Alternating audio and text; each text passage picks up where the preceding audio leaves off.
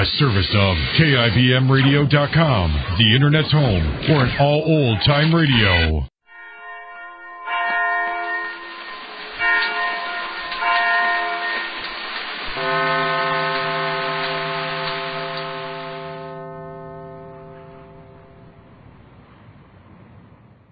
Kroger Tender Ray Beef.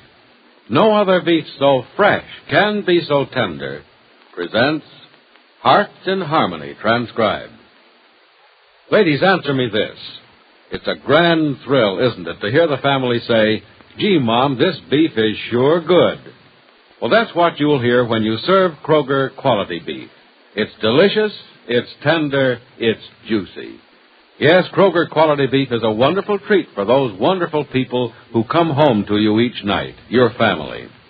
Just think how their faces will light up when the aroma of superbly cooked beef greets them as they step into the house. And then just wait until they see the dining room table with a thick, juicy Kroger quality beefsteak or a crusty brown beef roast awaiting their pleasure. And say, you'll get a lot of pleasure from the buying of Kroger quality beef because it's so economical. That's right, it's a mighty thrifty buy. And don't forget, when you buy nutritious and wholesome Kroger quality beef, you're getting beef that's carefully selected from the very best beef available on the market today. So be sure to visit your Kroger store soon, the only place you can buy it, and get Kroger quality beef. It's waiting for you at your Kroger store. And now, Hearts in Harmony. Two things with an aura of significance happened to Penny Gibbs yesterday. First of all, Freddie Lang failed to show up for work after hearing his police record kept the bank from allowing Mr. Williams a loan. And then a strange old woman, the fabulously wealthy Carrie Carlton, showed a great desire to meet Penny Gibbs. So far, Penny doesn't yet know anything about Carrie Carlton, and just before Freddie leaves for work, she says, "Freddie, could I talk to you for a minute?" Well, sure, I guess so, Gypsy. Why not? Well, I know you're in a hurry to get to the office, so I won't keep you long. Oh, no, I ain't going to the office. I quit that job, remember? Yes, I know you quit it, but I thought since the bank didn't give Mr. Williams a loan, and since you won't go into business with him, well, at least just yet, I thought... You thought that I'd go back and work my old job, huh? Not me.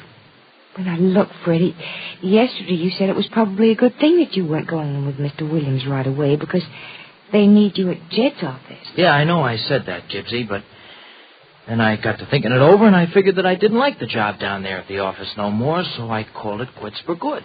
Oh, I see. And that's why you weren't at the office yesterday? Yeah, that's why. Pretty good reason, ain't it? Yeah. You were out looking for another job. No, I ain't hot for any job right now, Gypsy, but don't you worry about it. I ain't got a few bucks saved up yet, and I'll pay my freight here just the same as always. I'm not worrying about that, Freddie. I'd rather you didn't pay me anything. But I'm paying just the same. Look, we can argue that out some other time. No use wagging your jaws about it, Gypsy. I'm paying my way here or I'm getting out.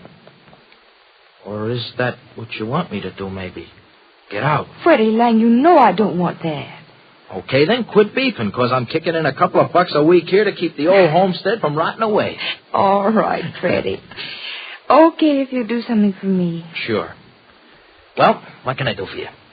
I didn't want to ask you at dinner last night nor in the evening either, because you weren't in the mood to be questioned, but I'd like to know where you were all day yesterday. I knew this was coming. Freddie, I'm sorry. I know I shouldn't ask you such things, but I was so worried. What you want to waste your time worrying about me for? It isn't a waste of time. The heck it ain't. I ain't worth the bother. I told you a million times, Gibbsy, don't worry about me. I know that, Freddie, but I worry about you just the same. It's impossible not to. Get that. I ain't able to take care of myself no more. Oh, stop it, no. It's just that you left here yesterday so angry that I worried about what you were going to do. Nora was worried too, Freddie. Oh, you even got the kid doing it too, huh? I guess all you dames are alike. If you ain't worrying, you ain't happy. No, you don't understand why we were so upset not knowing where you were. No? Yes, you do, Freddie. You made several threats about Mr. Norris at the bank. Oh, I did? Were you so angry that you didn't know what you were saying? No, I remember what I said now, Gibbsy. Guess that did kind of scare you. Of course, you know the way I used to be and the things that I've done. But Nora don't know nothing about that, does she? Yes, Freddie, she does. I hope you'll forgive me, but I had to tell her. Oh, you spilled how I ought to be in jail now, except for you and the prof, huh? All of that? Yes, Freddie. I'm sorry. Maybe it wasn't fair. No, Gibbsy, I'm kind of glad you shot off your yap about it. You see, it saves me having to spill it to her myself someday and maybe hurting the kid. I think... I would be, too, if I was in her spot. You know, she sort of went for me, Gibbsy, and... Well, I was kind of liking her, too. But now that she knows, I guess I'll get the chill from her. But it's going to be okay, because... Well, it's better to get it now Freddie, than... she doesn't think any the less of you now than she ever did. Look, I'll believe a lot of things, Gibbsy, but not that. Well, look, she practically said... What she said and what she thought was two different things. Not Gibbsy. She won't let me down with no thump at all. She's too nice a dame for that, but she'll let me slide down easy. All right, Freddie, have it your way. But you just wait and see if I'm not right. Oh, that kid's off her nut if she don't sneer down her snoot at me. All right. Feel sorry for yourself if you want to. I ain't feeling sorry for myself. I'm just giving the kid credit for having some sense. I knew something would happen to wise Nora up to the kind of jerk I am. I knew it wouldn't last. You know, Gibbsy, dames like Nora just don't happen to guys like me. Freddie Lang, you sound as if you're really interested in Nora. Is there anything wrong with that? I got a taste for something besides potatoes and gravy. Yes, you certainly have. Well, Freddie, don't count love's labor lost. Love? Who said anything about love? Oh, I'm sorry. I shouldn't jump to conclusions, should I? Well, let's get back to the matter of where you were yesterday. Will you tell me? Do I have to? Well, I think you should. After all, I'm a little too young for gray hair. And I'll worry myself white unless I know everything's all right. Everything's all right, Gibbsy. I just wasted yesterday. Wasted? Yeah. I was down at the bank trying to get in to see that guy Norris, or whatever his name is. You know, the guy who told old man Williams it was no go on the loan. You spent all day at the bank? Yep. But that's not possible. Mm-hmm. From 9 to 3 I was in that bank, except when I scrammed out for a sandwich. They kept telling me Norris wasn't there, but I could tell they were lying to Freddie, me. what happened after 3? You weren't in the bank then, were you? No, I was chasing around town trying to grab him. I was right about the mug being in the bank all the time, too, because I saw the bum leave. Well, now, look, Freddie, maybe he was busy. Maybe that's why he didn't see you. I got my own ideas on why he wouldn't see me. I'm practically an ex-convict, according to the way he figures. I guess he was scared my shoes would muddy the rug in his office or something. But, Gibbsy, I'm really going to tell that bum off when I see him. Well, then, you didn't see him even after banking hours. No. You know, the guy must have a hideout somewheres. He just plain disappeared. But I'll get to him one of these days. I'm going to camp on his doorstep until I do. Freddie, I don't think you should. What can you gain by it? Well, I can tell a jerk what I think of him. And he's got it coming, too, because he sure shot off his yap about me plenty. Look, Freddie, stay away from the bank, especially from Mr. Norris. Look, Freddie, he's not to blame for refusing the loan. No? No, it's the entire board of directors that's responsible for it. Oh, the doorbell. Don't go just yet, Freddie. I want to talk to you some more. Okay. Just a minute. Good morning, Miss Gibbs. Well, Professor Rogers, come in. I'm not calling too early in the morning. No, I've been up for hours. Oh. Hi there, Prof. What cooks at the college, huh? Hello, Freddie. Well, there's nothing much new up there right now. Oh, Miss Gibbs, the postman gave me this letter for you. Oh, thank you. Oh, it's a letter from Johnny Keith. From Mr. Keith, huh? About his wife, I guess. Yeah, I imagine so. You two won't mind if I read it, will you? Oh, no, not at all. Heck no, Gibbsy. I guess we're sort of hanging over the edge of that cliff the same as you are. Maybe the letter says that his wife's okay, huh? Well, we'll know in just a minute. Oh. Is Mrs. Keith okay? No, I'm afraid not. She died yesterday at noon. Oh. Well, gee, that's tough. I'm sorry to hear it. But, well, they tell me that sometimes things such as this actually happen for the best. Oh, how's Johnny taking it? I'll read you the letter. Yeah, that'd be a good idea. It says, Dear Penny, I'll start at noon today. That's yesterday now. You'll be relieved to know that the end came while she was in her sleep. And in the hours before, she was in no pain. Nor, as the doctors assured me, has she suffered at all for the past few months. Well, it's good to know that, at least. Yeah, sure thing. Gibbsy, does he say any more? Yeah, he says, it's hard to put into words exactly what I feel about Alice's passing. We all knew it was bound to end this way and soon, but somehow the realization that it's already come to pass is a shock.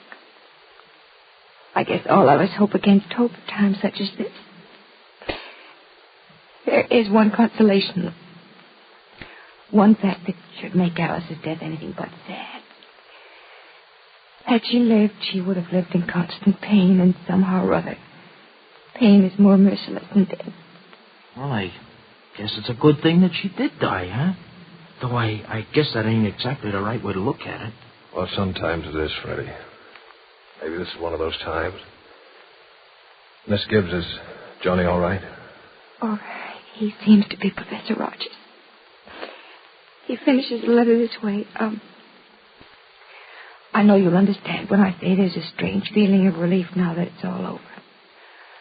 I know that you won't interpret this as heartless. Alice herself would be happy to know that I feel as I do. Needless to say, I am deeply grieved, but the grief is not primarily because Alice is dead. It's more over the fact that in the last months of her life she was so terribly ill. I'm going to California in a few days to see Alice's relatives as I promised them I would do, and shake the cobwebs out of my head before I come back to Rossville. I don't expect to be back for several weeks, but when I do come back, it'll be with my eyes on the future, and the past will be a book that's closed and forgotten. Love, Johnny. He's taking it the way I thought he would. Yeah, that guy Keith can take anything, I guess. Miss Gibbs, it's nothing to be sad about. Johnny himself I know, feels that... Professor. Just that she was so young, so lovely. Yes, I know. I met her before she was taken ill. Yes, I'd forgotten about that. Excuse me a minute, wait. Yeah, sure, Gibbsy. Of course, Miss Gibbs. Well, it's tough, huh, Prof? Yeah, Freddie. Things like this are never easy to take. Yeah. You know, I never knew the dame myself, and it's sort of getting me down, too. Guess Gibbsy's gone out to have a good cry, huh? Oh, I imagine so. Freddie, I know it's not the time to say it, but that letter from Johnny marks an important milestone in Miss Gibbs' life. I don't savvy. No? Well, maybe you've forgotten then. Miss Gibbs and Johnny Keith were very much in love before something happened and Johnny married Alice. Is Professor Rogers right? Now that Johnny is free, will he and Penny someday be married? And is Professor Rogers in love with Penny, too? And if he is, how will this fit into Penny's future? Be sure to listen to the next dramatic episode of Hearts in Harmony. During these winter days, you've probably discovered this. Your family always has a keen, hearty appetite. But it's no problem satisfying everyone when you serve Kroger quality beef. It's everybody's favorite main dish. And Kroger quality beef is the beef you can count on being the very best right now. What a welcome home for your family when they find it's Kroger quality beef for dinner. What a pleasant surprise to find beef stew, or a delicious, magnificently thick steak, or a mouth-watering roast of beef. Whatever their favorite may be, your family is going to be mighty happy to find that tasty, nourishing beef dish on their own dinner table. So hurry up and get Kroger quality beef at your Kroger store. And remember, Kroger quality beef, an exclusive Kroger feature, is deliciously tender and juicy, and it's at your Kroger store now. Now your local announcer.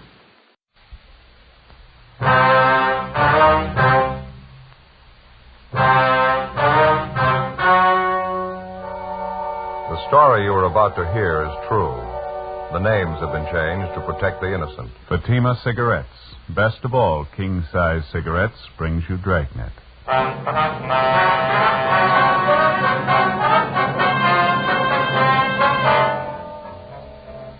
You're a detective sergeant. You're assigned to homicide detail. An unidentified woman is found murdered in a hotel room. Cause of death, strangulation. There's no lead to the identity of the killer. Your job, find him.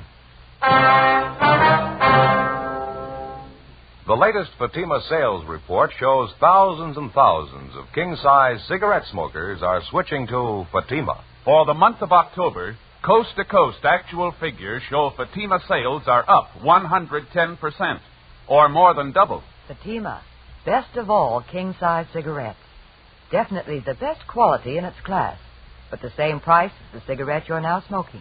Remember, thousands of Americans are switching to extra mild Fatima. Next time, insist on the best, king-size Fatima, in the distinctive golden yellow package.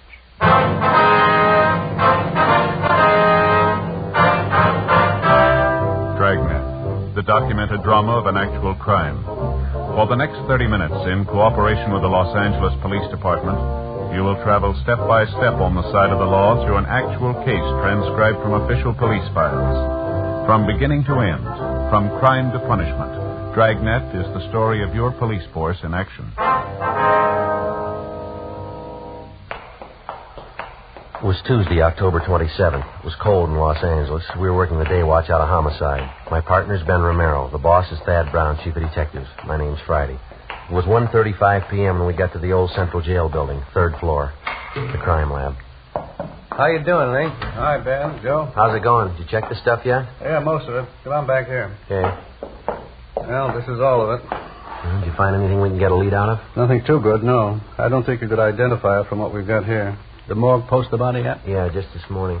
How about fingerprints, Lee? They find any in that hotel room? No foreign prints, no. Dead end there. What about the woman's purse? Did it show anything? No chance. You can see the fabric here. Won't take a print. Yeah. Contents of the purse here, usual stuff. Mm-hmm. Comb, lipstick, keychain, 1 key on it, half pack of chewing gum, coin purse, a dime, 2 nickels in it. That's all of it. Yeah. According to the room clerk at the hotel, she had a wallet with her when she checked in. There's no sign of that, was there? Nope. No sign of it in the hotel room either. Checked everything. Is that the only piece of jewelry found on the body, that wedding ring there? Yeah, it's a cheap ring. No markings on it. No way of tracing it. About the only thing I can tell you, she was pretty well dressed.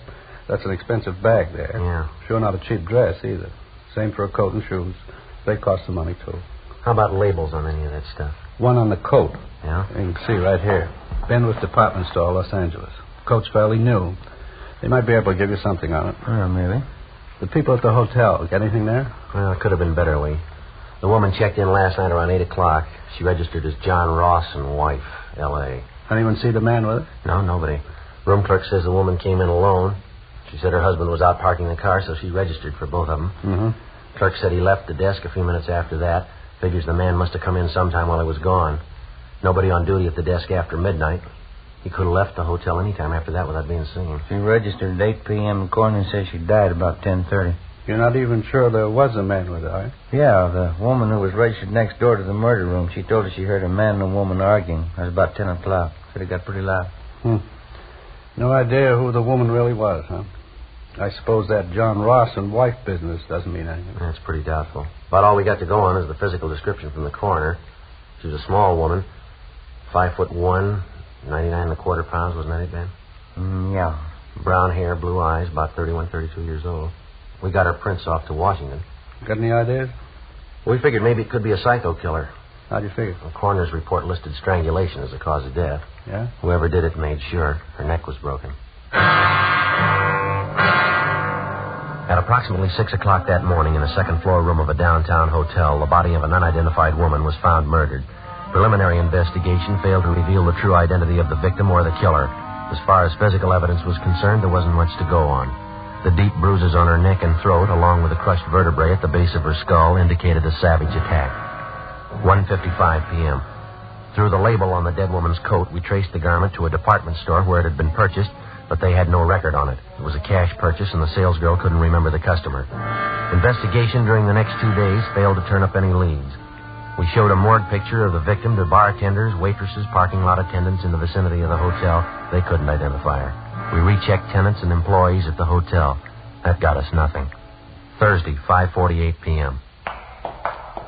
One answer I'd sure like to find. Yeah? The victim was a nice-looking woman, well-dressed, nice clothes. How come she's staying in a cheap hotel down the neighborhood like that?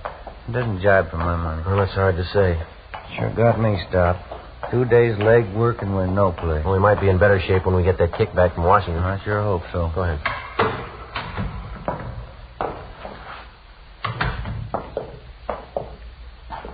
Hey, excuse me? Well, yes, sir. Can we help you? Well, no, I don't know. Guess it all depends. I'm waiting for a couple of detectives here. Well, who is it you wanted to see? A couple of detectives. Well, who are they? Well, it's pretty confidential, you know. I have to talk to them. They told me to see Friday and Romero. Ben Friday and Joe Romero, detectives handling the case. Yes, sir. I'm Joe Friday. This is my partner, Ben Romero. We're handling the case. What do you want to see us about? You said you were working on that murder case? That woman they found in the hotel? Yes, sir. That's right. That's so? I see your badges? Yes, sir. Here's our identification. Mm-hmm. Read about that murder in the paper, you know. You better come over here. Yeah. You're going to thank me for this. I got all you want to know about that murder. You mind telling us your name, sir? I don't mind. Al P. Morgan. I was a good friend of hers, you know. Used to work with her. You mean the dead woman? It's the same one. I never forget her face, Maud McLeod. Saw that picture in the paper and I said to myself, there's old Maud. You're pretty sure of that, are you, Mr. Morgan? Sure, I'm sure. Maud McLeod. Used to work together in the circus. Maud was a bareback girl, you know, best in the country, real trooper. What makes you so sure it's the same woman, Mr. Morgan? When was the last time you saw this friend of yours, this Maud McLeod? Well, I used to see her all the time. Worked the old Sells photo together. Got a photo of her. Do you mind if we take a look at it, sir? That's why I came down here. I want to help out. She's got to be identified. Let's see. Got it here somewhere. It's old Maud in her circus costume. Yeah, here it is. Take a look at that. That's Maud, ain't it? Well, I don't know, sir. Doesn't seem to be too much resemblance here. Is that right? Afraid you've made a mistake, Mr. Morgan. Thanks for your cooperation anyhow. Appreciate you coming in. Well, sure, it was Maud. I get it. Homicide, Friday. Oh, yeah, Frank. Uh-huh. Is that right? What did it say? Huh? Yeah. Okay, fine. No, we'll pick it up. Yeah, thanks. Anything? Communications. They got the kickback from Washington on the dead woman's fingerprints. Any luck? They got her identified. She worked at an aircraft plant during the war. Name's Doris Frazier. I can't help but think you fellows are missing a bet. I knew that dead woman. Well, she's already been identified, Mr. Morgan. We know who she is. Her name's Doris Frazier. That's so? Yes, sir, that's right. Well, what do you think of that? Old Maud. She went and changed her name.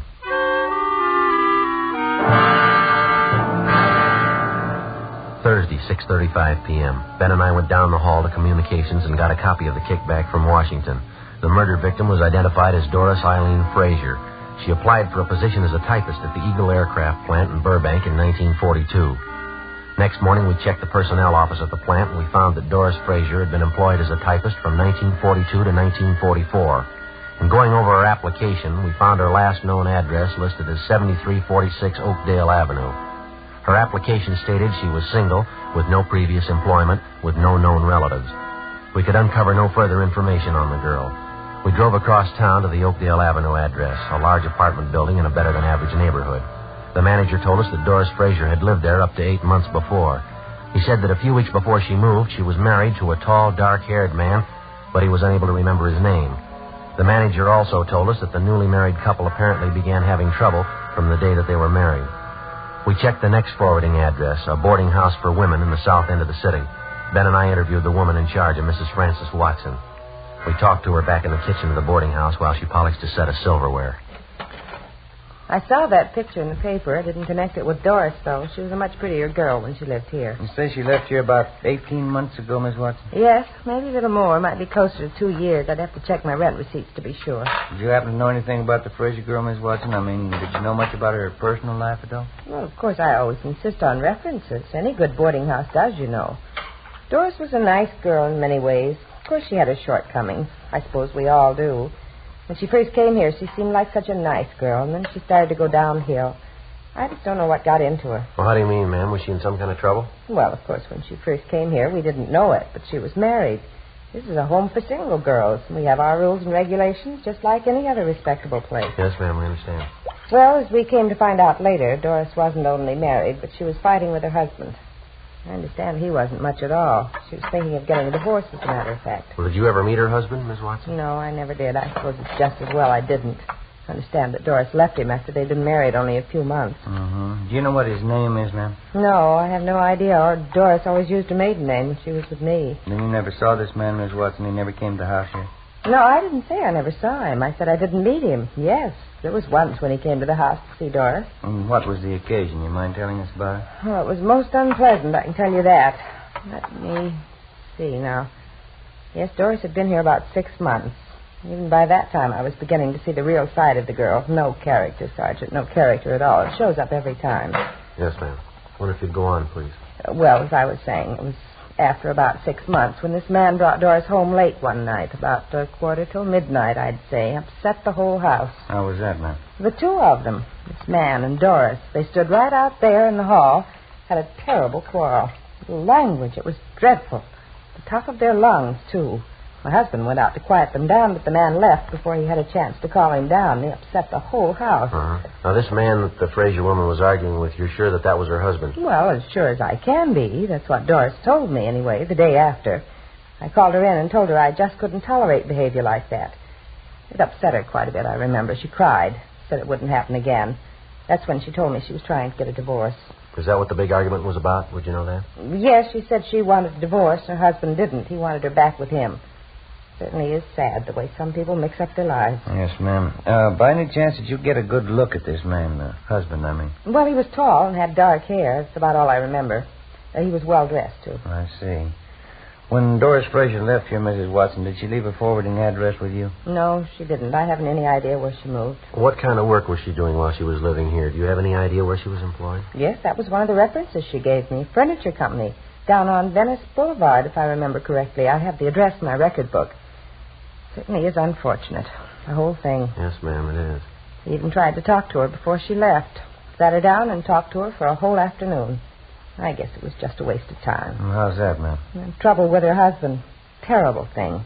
He seemed to treat her so badly, two of them fighting all the time. I believe she was actually afraid of him. She told me he was very jealous. He drank, ran around. That's why I couldn't understand it. You couldn't understand what, ma'am? Doris, when she moved away from here. Yes, ma'am? She said she was going back with her husband.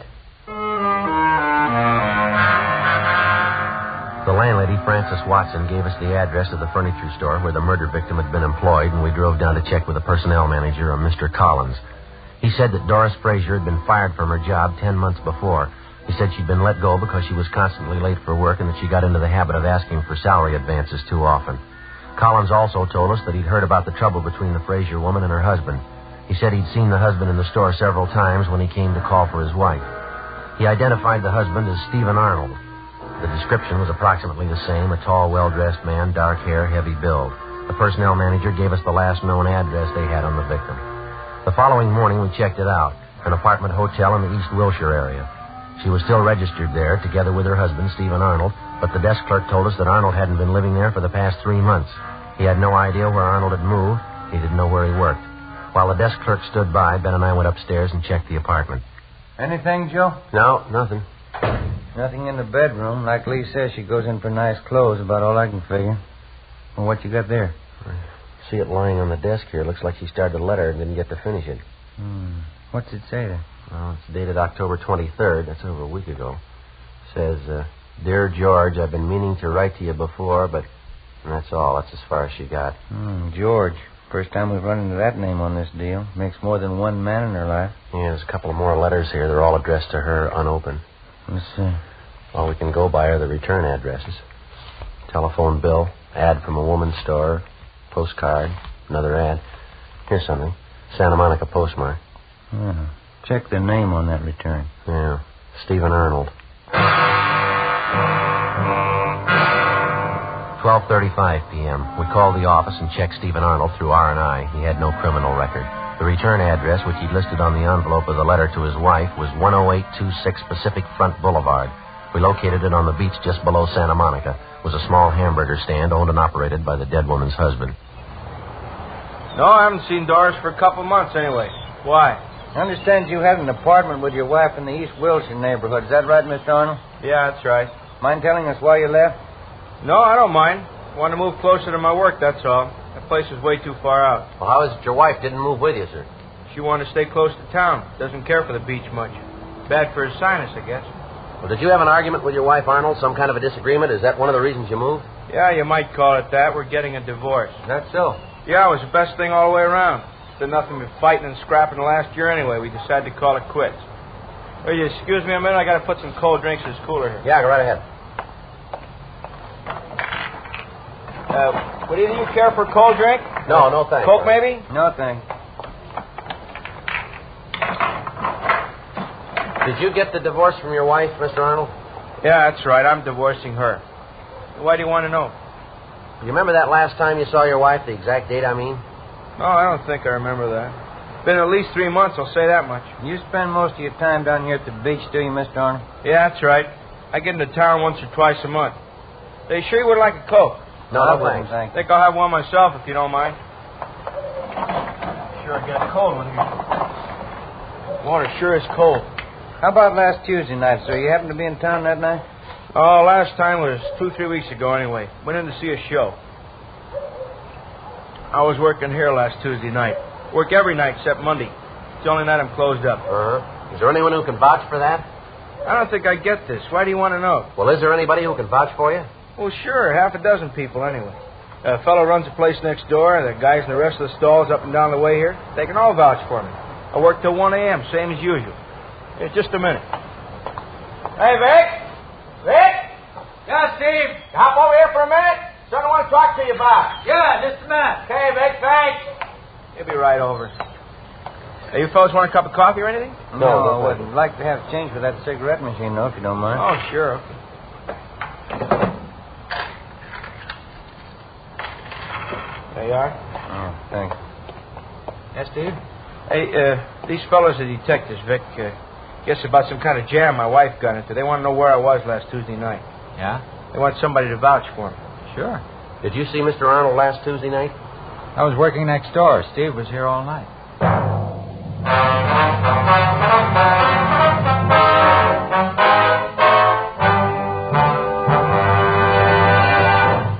You are listening to Dragnet, authentic stories of your police force in action.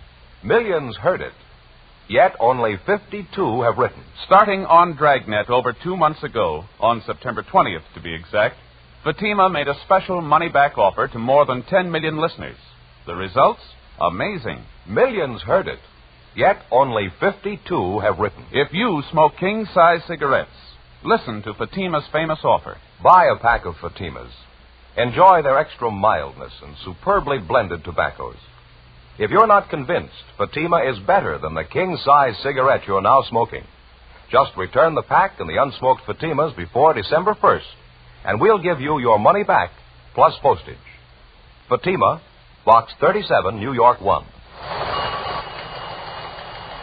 Fatima's latest sales report shows Fatima sales up in every state in America. The month of October, coast to coast, actual figures show Fatima sales up 110%, or more than double. Yes, thousands and thousands of Americans are switching to king-size Fatima. So why wait? Switch to Fatima today. Extra mild. Best of all, king-size cigarettes.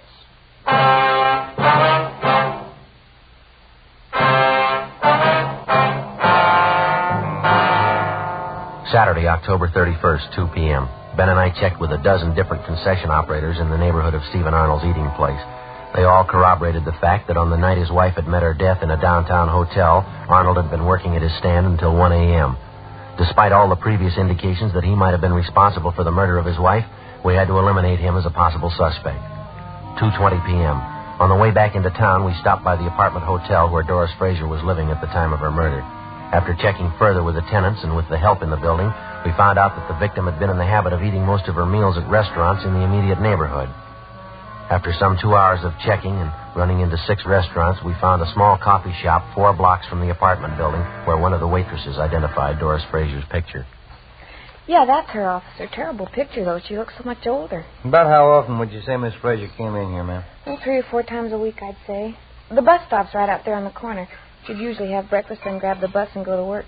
Some nights coming home from work, she'd stop in here for dinner. Nice girl, quiet. Did you get to know her at all, miss? I mean, did you happen to know any of her friends here in the neighborhood? No, as I say, she was a quiet person, not very talkative. Usually read while she was eating, a book or magazine. Uh-huh. Did she ever come in here with anyone else? Do you know that? Yeah, quite a few times. She seemed to have a boyfriend. Of course, she was attractive, small, you know, but real cute looking. Do you happen to know any of these men? No, I'm sorry I don't. Any one of them in particular she came in with very often? Well, let's see. I think there was one, blonde, good dresser, kind of tall, good looking. They usually came in together for breakfast. How long ago was this, miss? Do you recall? Oh, say up until a couple of weeks ago. I usually waited on him in the morning. That's how I happen to remember. I see. Did you ever happen to hear this man's name? Let me see. George, I think that was it, yeah. Would you happen to know if he lives in the neighborhood? No, I'm sorry, I don't. Has this man been in here during the past week, you know? Yes, he has. He came in for breakfast. What day was that? This morning. Before we left the coffee shop, we questioned the cashier who came up with the information that the man known as George usually left his car parked at the service station across the street. We left our card and asked the cashier to call us in case the suspect returned. At the service station, they also remembered the man known as George, but they told us he hadn't been in for the past month. They'd done some work on his car for him in the past, so they had a record of his license number. We called our DMV and found that the car was registered to a Carl Lucy in East Hollywood. 4:45 p.m. We drove out and interviewed Lucy at his home, but he came nowhere near the description of the suspect. He told us that he had purchased the car 6 weeks before from a man known as George Crane. He described Crane as tall, blond, and well-dressed. From the bill of sale, we got Crane's address, a motel on East Manchester. The manager there told us that George Crane had moved a week before. He said that Crane had left no forwarding address, but he did remember where he worked. He was a driller in one of the oil fields down in Long Beach. We checked the oil company's personnel office downtown, but they were closed for the day. 6:18 p.m. We went back to the office and pulled the package on George Crane from R&I. Get anything on him? Yeah, he's got a record. Here's the package here. Yeah. Nothing very heavy. Drunk charge 2 years ago. Another one last year. Disorderly conduct. Resisting arrest. That's about all. Let's see. Yeah, description checks out all the way. You called the night office of that oil company, did you? Yeah, they couldn't tell us anything. Said call back first thing in the morning. Want to reach you? I got it, yeah. Homicide, Friday. Who? How's that? Oh, yeah, sure. Yes, sir. No, sir, I'm afraid not. Yeah, thanks anyway. You bet. Yeah, goodbye. Well, that does it. Who was it? That guy who was in here the other day. You remember that Alfred P. Morgan or whatever it was? Oh, what did he want? Wanted to buy us a drink. He's celebrating. Huh? His old friend Maud. He just found her.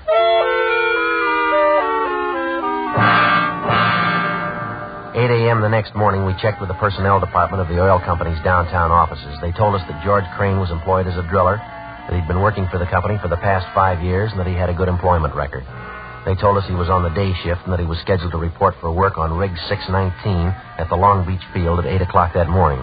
Ben and I got in the car, drove down to Long Beach, where we located the murder suspect, George Crane, at work in the field. Doris Frazier?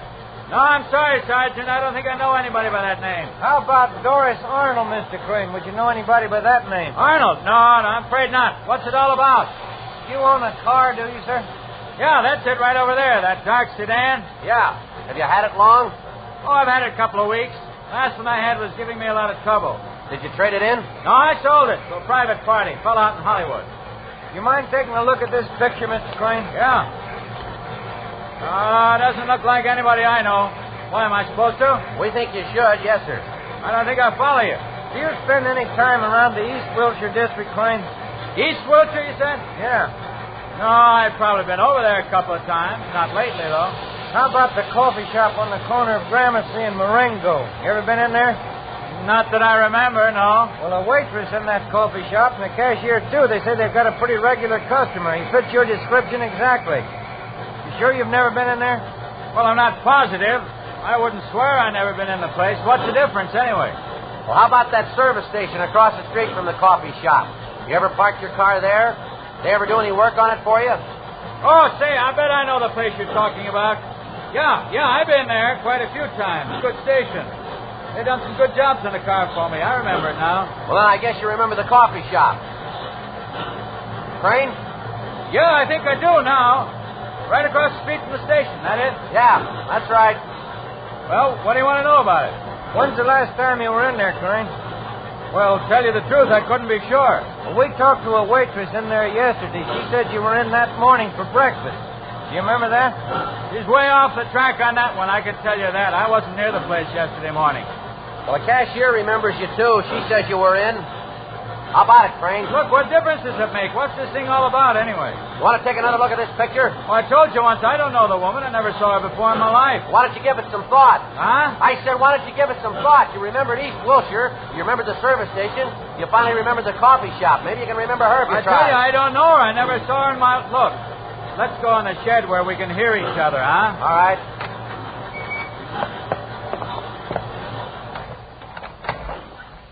Yeah, that's a little better, huh? The waitress in the place says you were in there quite a few times with a woman. You usually came in for breakfast. You stopped going there about 2 weeks ago. I don't know her.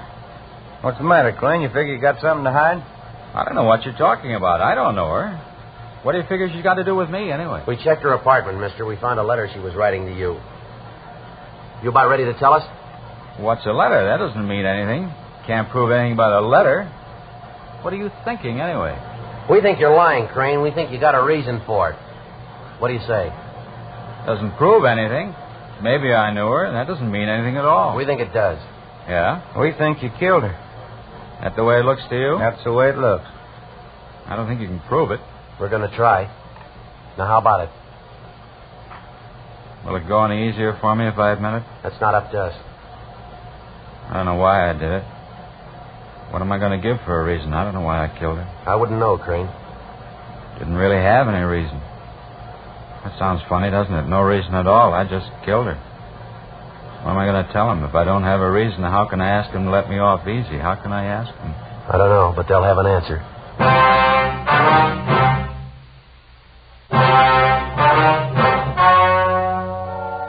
The story you have just heard was true.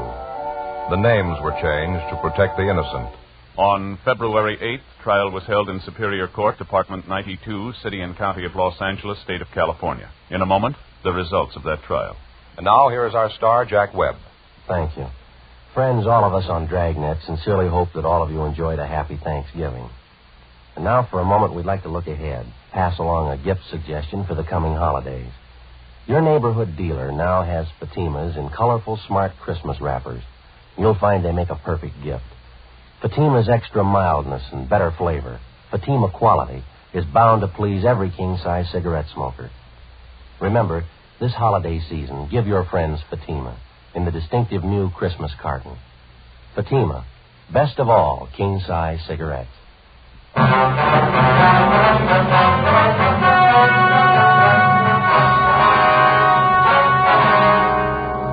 George Martin Crane was tried and convicted in Superior Court of murder in the first degree.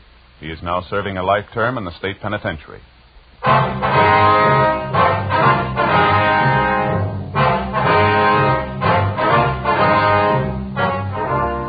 You have just heard Dragnet, a series of authentic cases from official files. Technical advice comes from the Office of Chief of Police W.H. Parker, Los Angeles Police Department. Fatima Cigarettes. Best of all king-size cigarettes has brought you Dragnet, transcribed from Los Angeles.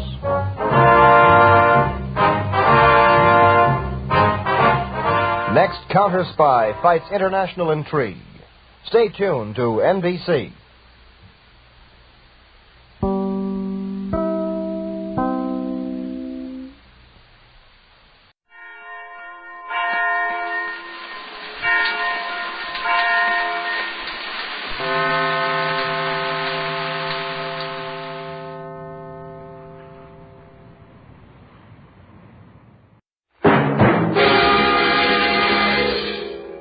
Novak For Hire.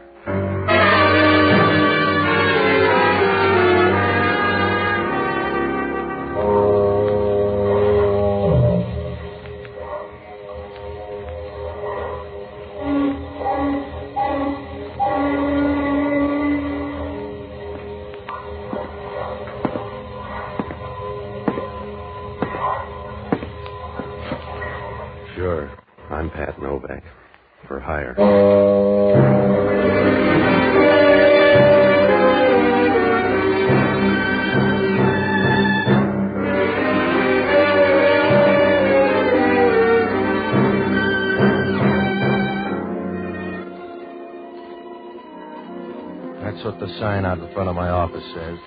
At Novak For Hire. It's an easy way to put it, because if you're going to make a living down on the waterfront in San Francisco, you got to do everything but run for office.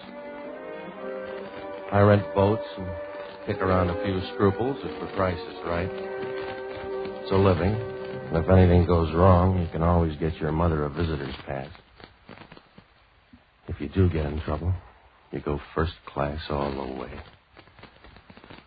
I found that out when I first met Doreen Wilde. It was almost dark, and I was sitting in the office with the door open when she first showed up. Showed up's the right word. The wind was blowing outside and pushed her dress tightly against her legs as she walked in. She was young. From what I could see, she made Cleopatra look like Apple Mary. She had a voice like a bowl of warm stew. Hello. Are you Mr. Novak? That's my story. I'm Doreen Wilde. Mind if I sit down? On your desk here? You'll block the view. You'll get used to the new one.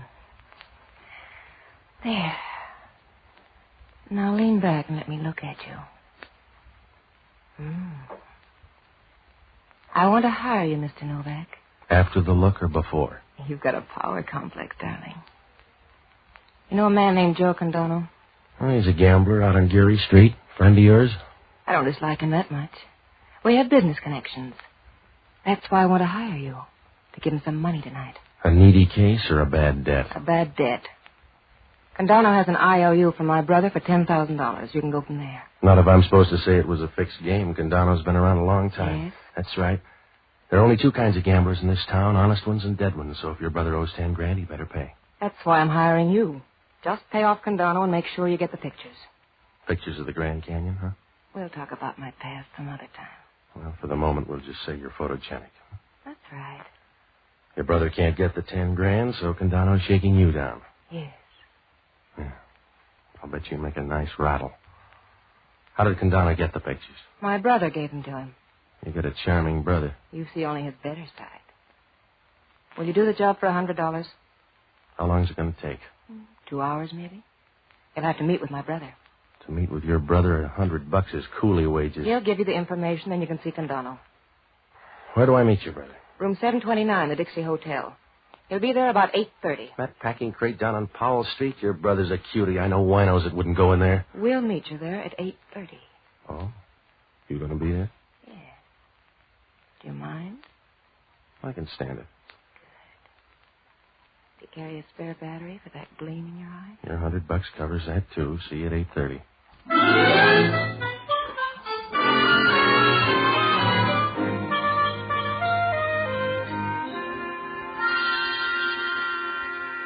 She smiled at me, and I felt like a guy that just found an oil well in the basement. Well, there were a lot of things about the deal I didn't like, but she kind of made you forget. I kept remembering her as she walked out of there with a slow, easy gait. She had knee action that'd make a Nash jealous. Well, I hit the Dixie Hotel about 8:25. It was the kind of a hotel that has a 4 a.m. checkout rule. There were 2 or 3 guys sitting around reading tip sheets, and over in the corner, a couple of well-upholstered gals were talking about recipes, I guess. The desk clerk was the worst of the lot. He looked like a guy that might have been expelled from Alcatraz. Nobody looked up as I walked through.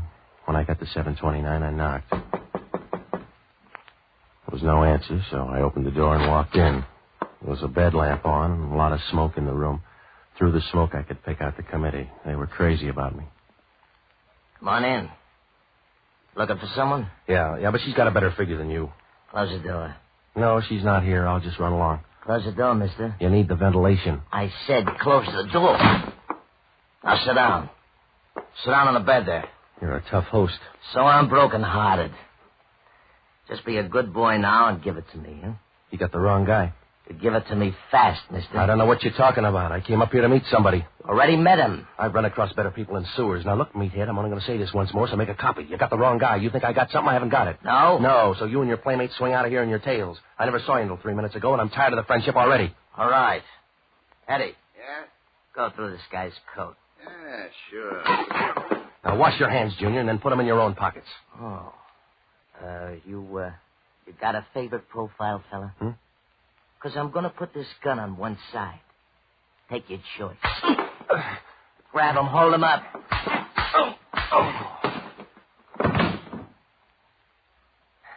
All right, Eddie. Now you don't have to wash your hands.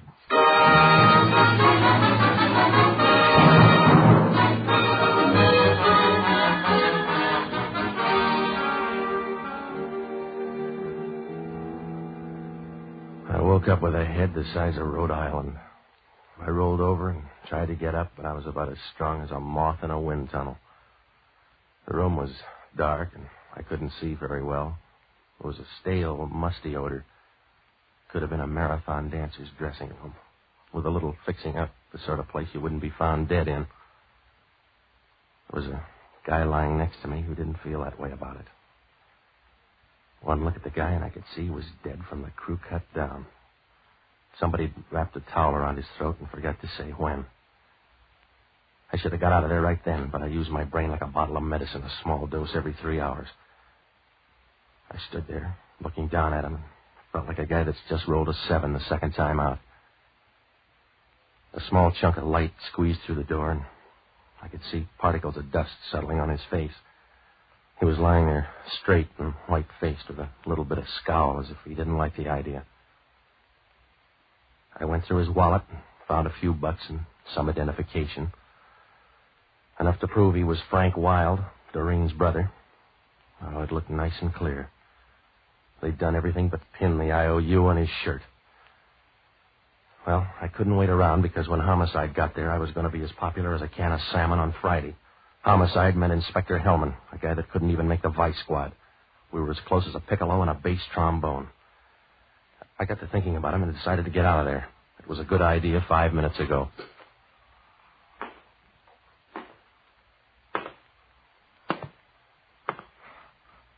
Hello, Novak. Oh, Hellman. Small wake, huh?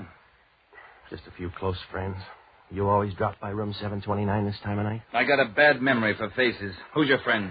His name's Frank Wilde. That's one answer. I was supposed to meet him here at 8:30. That's another. You got a third? Who killed him? I don't know, Hellman. Maybe 3 or 4 people. Maybe a pack of lugs from Joe Candono's. Yeah? I think you're modest, Novak. I think maybe you killed him. Oh, yeah, sure. I wrapped the towel around his neck, beat myself to death with a pistol, and jumped into the same grave. Maybe. Oh, stop it, Hellman. That isn't smart. That still leaves you in the running. I came up here to make $100. That's all I know about it. Check down at the desk. They'll tell you. I checked on the way up. The desk clerk says room 729 is in your name. Get your dough back, Hellman. You've been hijacked. Yeah? Look up a gal named Doreen Wilde. Who's she? The stiff sister. He got in a jam with Joe Candono and bailed himself out with some pictures. Oh. What kind of pictures? You just look her up and find out where she was at 9 o'clock tonight. I got a bird in the hand. And call on Joe Candono. His Gunsel's held a convention here tonight. That's too much legwork. You're handy, Novak. I can't afford a bum rap, Hellman. Get yourself another boy. You get me one. It's your hotel room. There's a dead guy in it, and you got a bad record. I can make that add up for the DA. You can't add a pair of zeros without crib notes, Hellman. I can try hard, and I'll be all through in 24 hours. That's how long you got, Novak. You got one day, and you're not going to be lonesome. Because I'm going to put a tail on you the whole time. Well, that'll be fun. I'm going to know where you are every minute. Stop posing, will you? You couldn't follow an elephant across a basketball court. Just stay handy, Novak. I'll be ready. I'm going to fingerprint this room and run that towel through a test. And then I'll be ready. Yeah, you better watch out for that towel. Huh? Remember, when it comes to towels, Hellman, you have to start from scratch.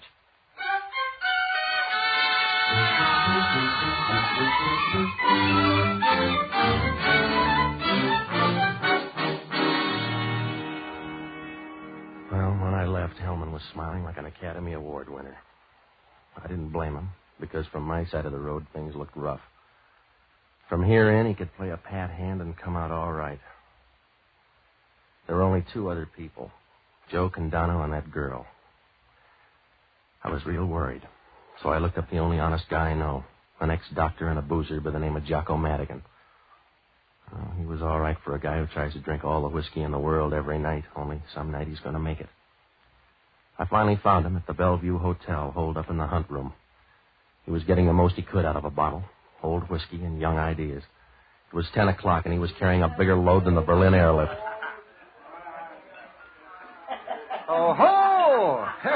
A drink for Mr. Novak, and one for me. I'll have to catch up. Skip me. You busy, Jocko? I'm deep in the labor of love. What happened to your face? I got a better offer. I'm in a jam, Jocko. You gotta help me. You're always in a jam. You're the eternal patsy. Also, you're my solitary reason for going on. Forget it, Jocko. Well, you're the last project Providence has allowed me. An hors d'oeuvre that fate has thrown me to nibble on. I'm your conscience, you know. Yeah, all right. You have no conscience of your own. Oh, you have fleeting moments of fright which you confuse as moral sense, but no conscience. All right, let's get off the platform, shall we? I need help, quick. What kind of jam? A big one? Yeah. I woke up about an hour ago holding hands with a dead man. Where? Room 729 at the Dixie Hotel. I hope you changed rooms. Hellman walked in and found me praying for the dead. He's got an idea I did it. A shrewd policeman. That was the second feature. We opened with a pistol whipping by Joe Candono's gunsels. Oh, you gotta help me. Would a drink help? Hellman's got a guy tailing me. I gotta go slow, Jocko. I want you to hit Candono's place and pick up every scrap of dope, will you? I'd look out of place in a gambling joint. There's a bar. Tour the joint and find out when the boys got back, huh? Where do you plan to be? Hiding under a rose bush? I'm going up to see a girl. She's the dead guy's sister. Are you going up to extend sympathy? She's mixed up, too. Candono's holding some blackmail pictures. Let's reverse the assignment. Now, look, you see Candono. I'll tag by Doreen Wiles' place. Huh? She must be Harry Wilde's daughter. Who's he? The money crowd, to use a low term. What's he like? A retired octopus. After he got sick of chasing cigarette girls, he settled down to be a social worker. Yeah? Now he's like all social workers. A guy who's embarrassed because he wasn't born poor. And for years he's been annoying the poor by trying to help them. Hit Candono's place. Now, if you hit anything good, phone me at her apartment. And keep out of trouble. Well, I'd say the same to you if it weren't futile. Good night, lover.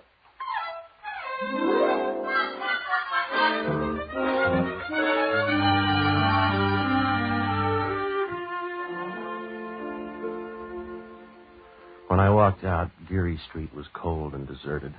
The fog had moved in and staked out a claim all the way down to Market Street.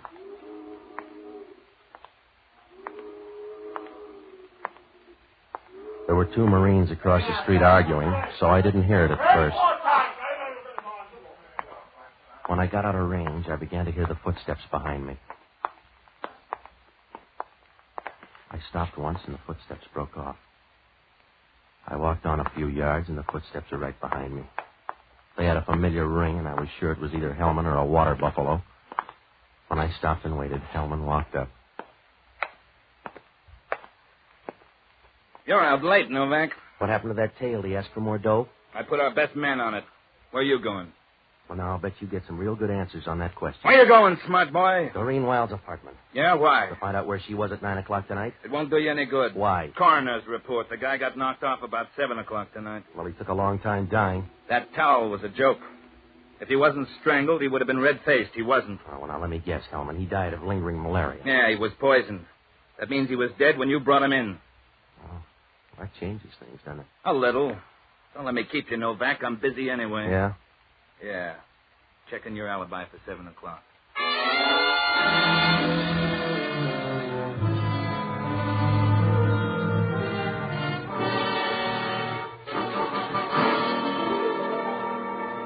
I had no alibi for 7 o'clock.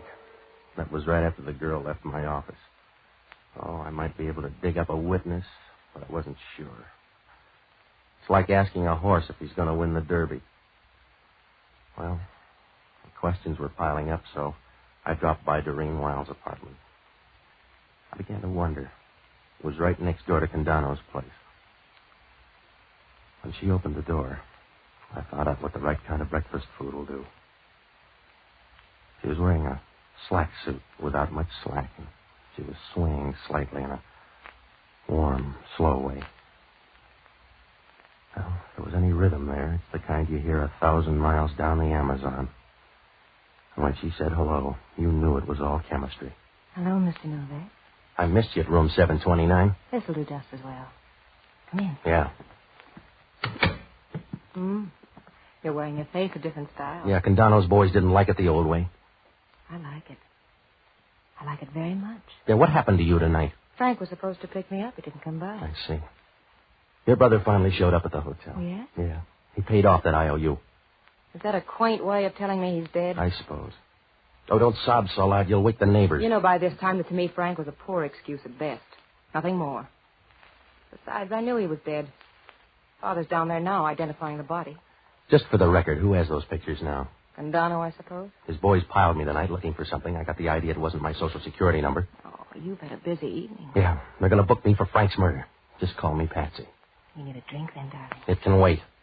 Now, look, you're going to save some time if you tell me right now. No, I didn't kill Frank. I'd be willing to contribute to a shrine for the man who did. How about Candono? I don't know. In fact, I don't know Mr. Candono. Thirsty yet? Yeah, go ahead. Patsy, I'll give you $5,000 to find out who killed Frank. Hmm? Oh, I'll admit it was a good idea killing him, but I want to see the family name cleared up. Why don't you change names? That's easier. Oh, don't be crude. Will you do it? I may hang, and you can save your $5,000. Here's your drink. The money might help. Should we call it a bargain? Suit yourself. You don't want to stand there balancing that drink. No. That's it. Sit down. You know, you're an interesting guy, Patsy. I like you. Yeah? Yes, don't snowball the statement. Why'd you make it then? It seems safe enough. You sure? You're a little close, Patsy. Are you sure? At this point, I don't care. Come here, baby. Patsy. What's on your mind? Where I can buy a desert island cheap. Looks like you got an offer. Father, he's forgotten his key. Excuse me. Come on over, Father. I want you to meet Mr. Novak. Mr. Novak? Yeah, they think I killed your son. Hi. He's the one I told you about. Oh, yes. Yes, now I remember. It's probably for me. Hello? Oh, yes. I think so. I'll be right there. I've got to run, darling. Only be gone a while. Father, keep Mr. Novak sober, I'll pick up from there. Good night, Father. See you soon, Patsy. A remarkable girl. She's active, too. Does she always sail out for a night camp? A remarkable girl. More so than Frank? I'm afraid so. You seem to like him better dead. Well, at least he's more harmless that way. But perhaps that sounds unbecoming of a father. Well, if he looks better that way, suit yourself. Well, I've never made any attempt to camouflage my feelings. I'm fond of my daughter. And my son, I've loathed. In a casual way. He's a mishap of nature which for years I've been content to blame on his mother. This matter of the gambling debts, case in point. You know about that? Oh, yes. Plus Doreen's liberal contribution to the problem. By the way, Mr. Novak, who did kill him? I thought maybe you did. No. I'm not a doer. I just cheer from the grandstand. Excuse me. Hello? It's for you, Mr. Novak. Yeah. Hello. Hello, Patsy. I'm down at Candono. I know that. What'd you find out? Never played 2 and 8 on a roulette wheel. All right, drop the clowning. Well, I found out about your friends. Yeah? They came in about 10 o'clock, so that puts them right in line. No, not anymore. The guy got knocked off at 7 o'clock. Oh, impatient, wasn't he? In that case, you better start looking for a tie-up between the girl and Candono. Not a chance. No? She doesn't even know Candono. She makes friends very quickly then, because she just walked into his office.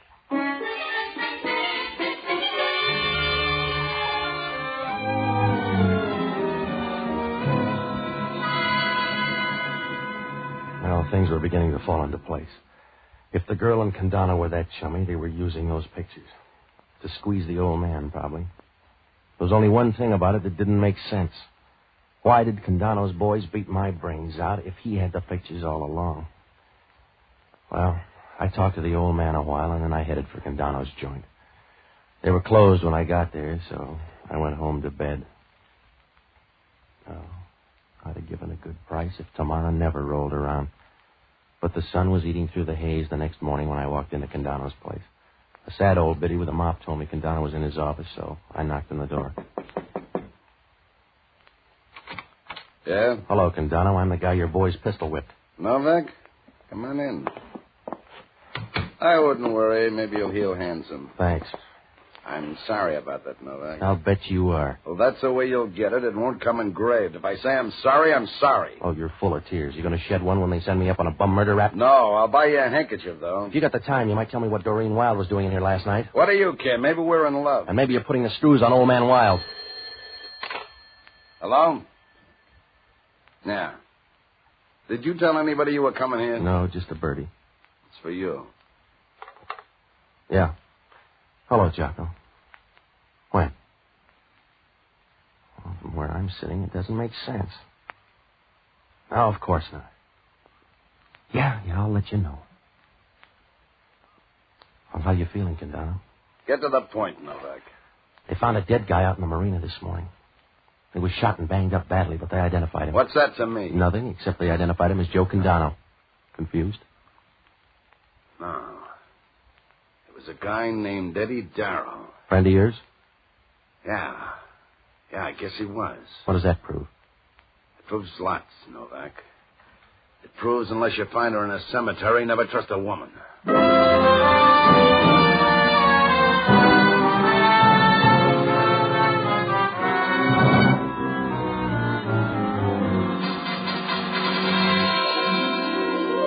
Well, with a good assist from Deep Short, we could make it now. I knew that. Candono was mad about something, and the lid was going to blow. I called Hellman. His lid was gone 10 minutes ago. He had the murder gun, and it belonged to old man Wilde. A messenger walked in and put it on the sergeant's desk a few hours ago with no explanation. Oh, that was the clincher. From here on in, it was cakes and ale. I told Hellman what I knew. He picked me up at Geary and Taylor, and we headed for the Wilde apartment. The girl and the old man were in the living room when we walked in. Everybody had breakfast? Patsy, I didn't know you came out till after dark. Well, we just wanted to call on your old man. Wilde, this is Inspector Hellman. Is there anything I can do? You're ambitious, Wilde. Hellman's here to arrest you for murder. I'm amused, but not frightened. They might have gone easy on you for killing your son, but not Eddie Darrow. And who is Eddie Darrow? The guy you thought was Candono when you killed him last night. Your daughter was helping him put on that squeeze. She even sent in your gun this morning. Please, Doreen, tell these men. Well, we're starting backfield. Hello, Candono. Step aside, Novak. You don't need that gun, Joe. Not for long. All right. Push the girl out there. Push the girl out there. For a gambler, these are bad odds, Joe. Just keep talking loud, and when you stop, all of a sudden, you'll know I'm through it. You made the first switch, Joe. I didn't trust you, so I sent Eddie Darrow up. He was a good guy, and I liked him. I didn't kill him, Joe. You made it easy, though. Say 'em fast, baby. Here it comes. Look out, Doreen! Watch the old man. Give me that gun. Yeah. They keep shooting the wrong people around here. I'm sorry, Hellman. I bungled, huh? Yeah, you bungled, Joe. How's the old guy, Novak? You should live so long, Hellman. He's dead. You're gonna need me soon, huh, Hellman? Yeah, right now. Come on, Joe. Tag by headquarters, Novak. Sure. Well, it was fun while it lasted. Yeah. I'm sorry he jumped in front of me. He didn't have to do it. No, but you expected it. I suppose. I'm made to expect things, Patsy. Uh-huh. And you're not going to mind this. I expected that, too. You can slap me, but don't leave me, Patsy. I don't want to be alone. You got a cigarette? They're on the table. I see. A match, Patsy?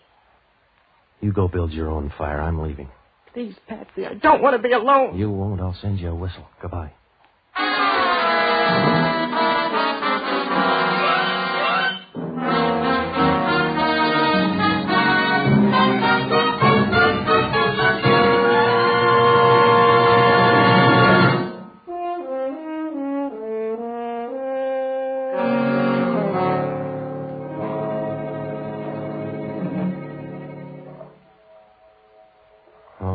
Sweet double cross right from the start. Frank pitched the first curve. He stole the pictures from Candono's office the day of the payoff. He was going to wait for the dough from his sister and skip. In the meantime, the old man found out about it, killed the son, and left him in the hotel after Candono's boys had cleared out. Oh, it would have worked out all right, but Doreen found the pictures in the old man's room and guessed what happened. She gave them back to Candono and then made a deal with him to put a squeeze on the old man. And then she double-crossed Candono by tipping off the old man that Candono was on his way up. I guess he figured the girl for a fast play and sent a pal instead. The old man didn't know the difference. He really thought he killed Candono. And then the girl wrapped it up by sending his gun to headquarters. Well, if things had gone right, she'd have been right in the middle of that gravy boat. Her brother and Candono would be dead. Her father would be up on a murder rap. Once it started to unravel, it moved real fast. The first tip-off I got was when she offered the dough for her brother's killer. She'd have all that dough, and on the books she'd look like a field of Vermont snow. She was feeling around between somebody's shoulder blades, and from then on, all the cards fell just right. Candono was probably right. If they're not in the cemetery, watch out. Well, Hellman had only one question. Why would a guy want to kill off a dame like that? After I saw the pictures, I wondered myself.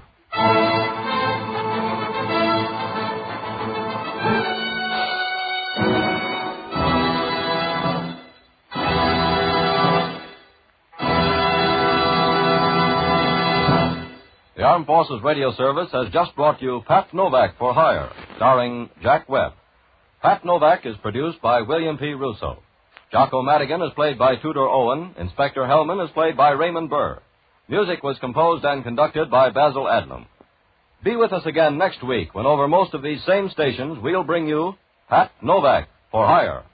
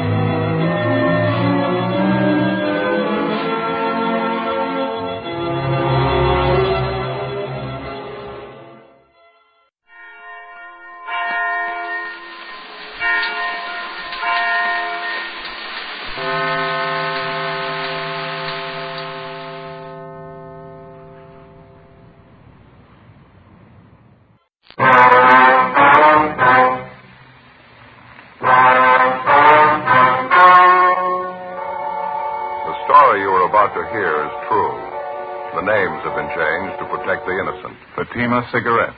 Best of all, king-size cigarettes brings you Dragnet.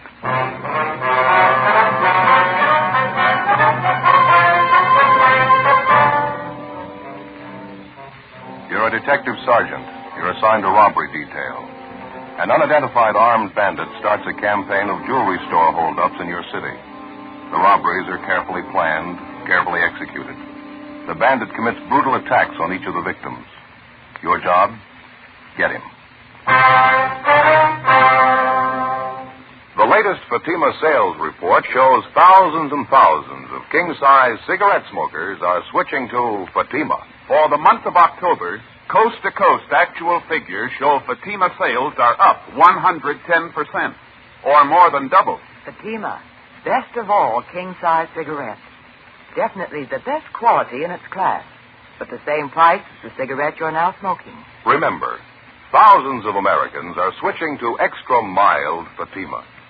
Next time, insist on the best, king-size Fatima, in the distinctive golden yellow package.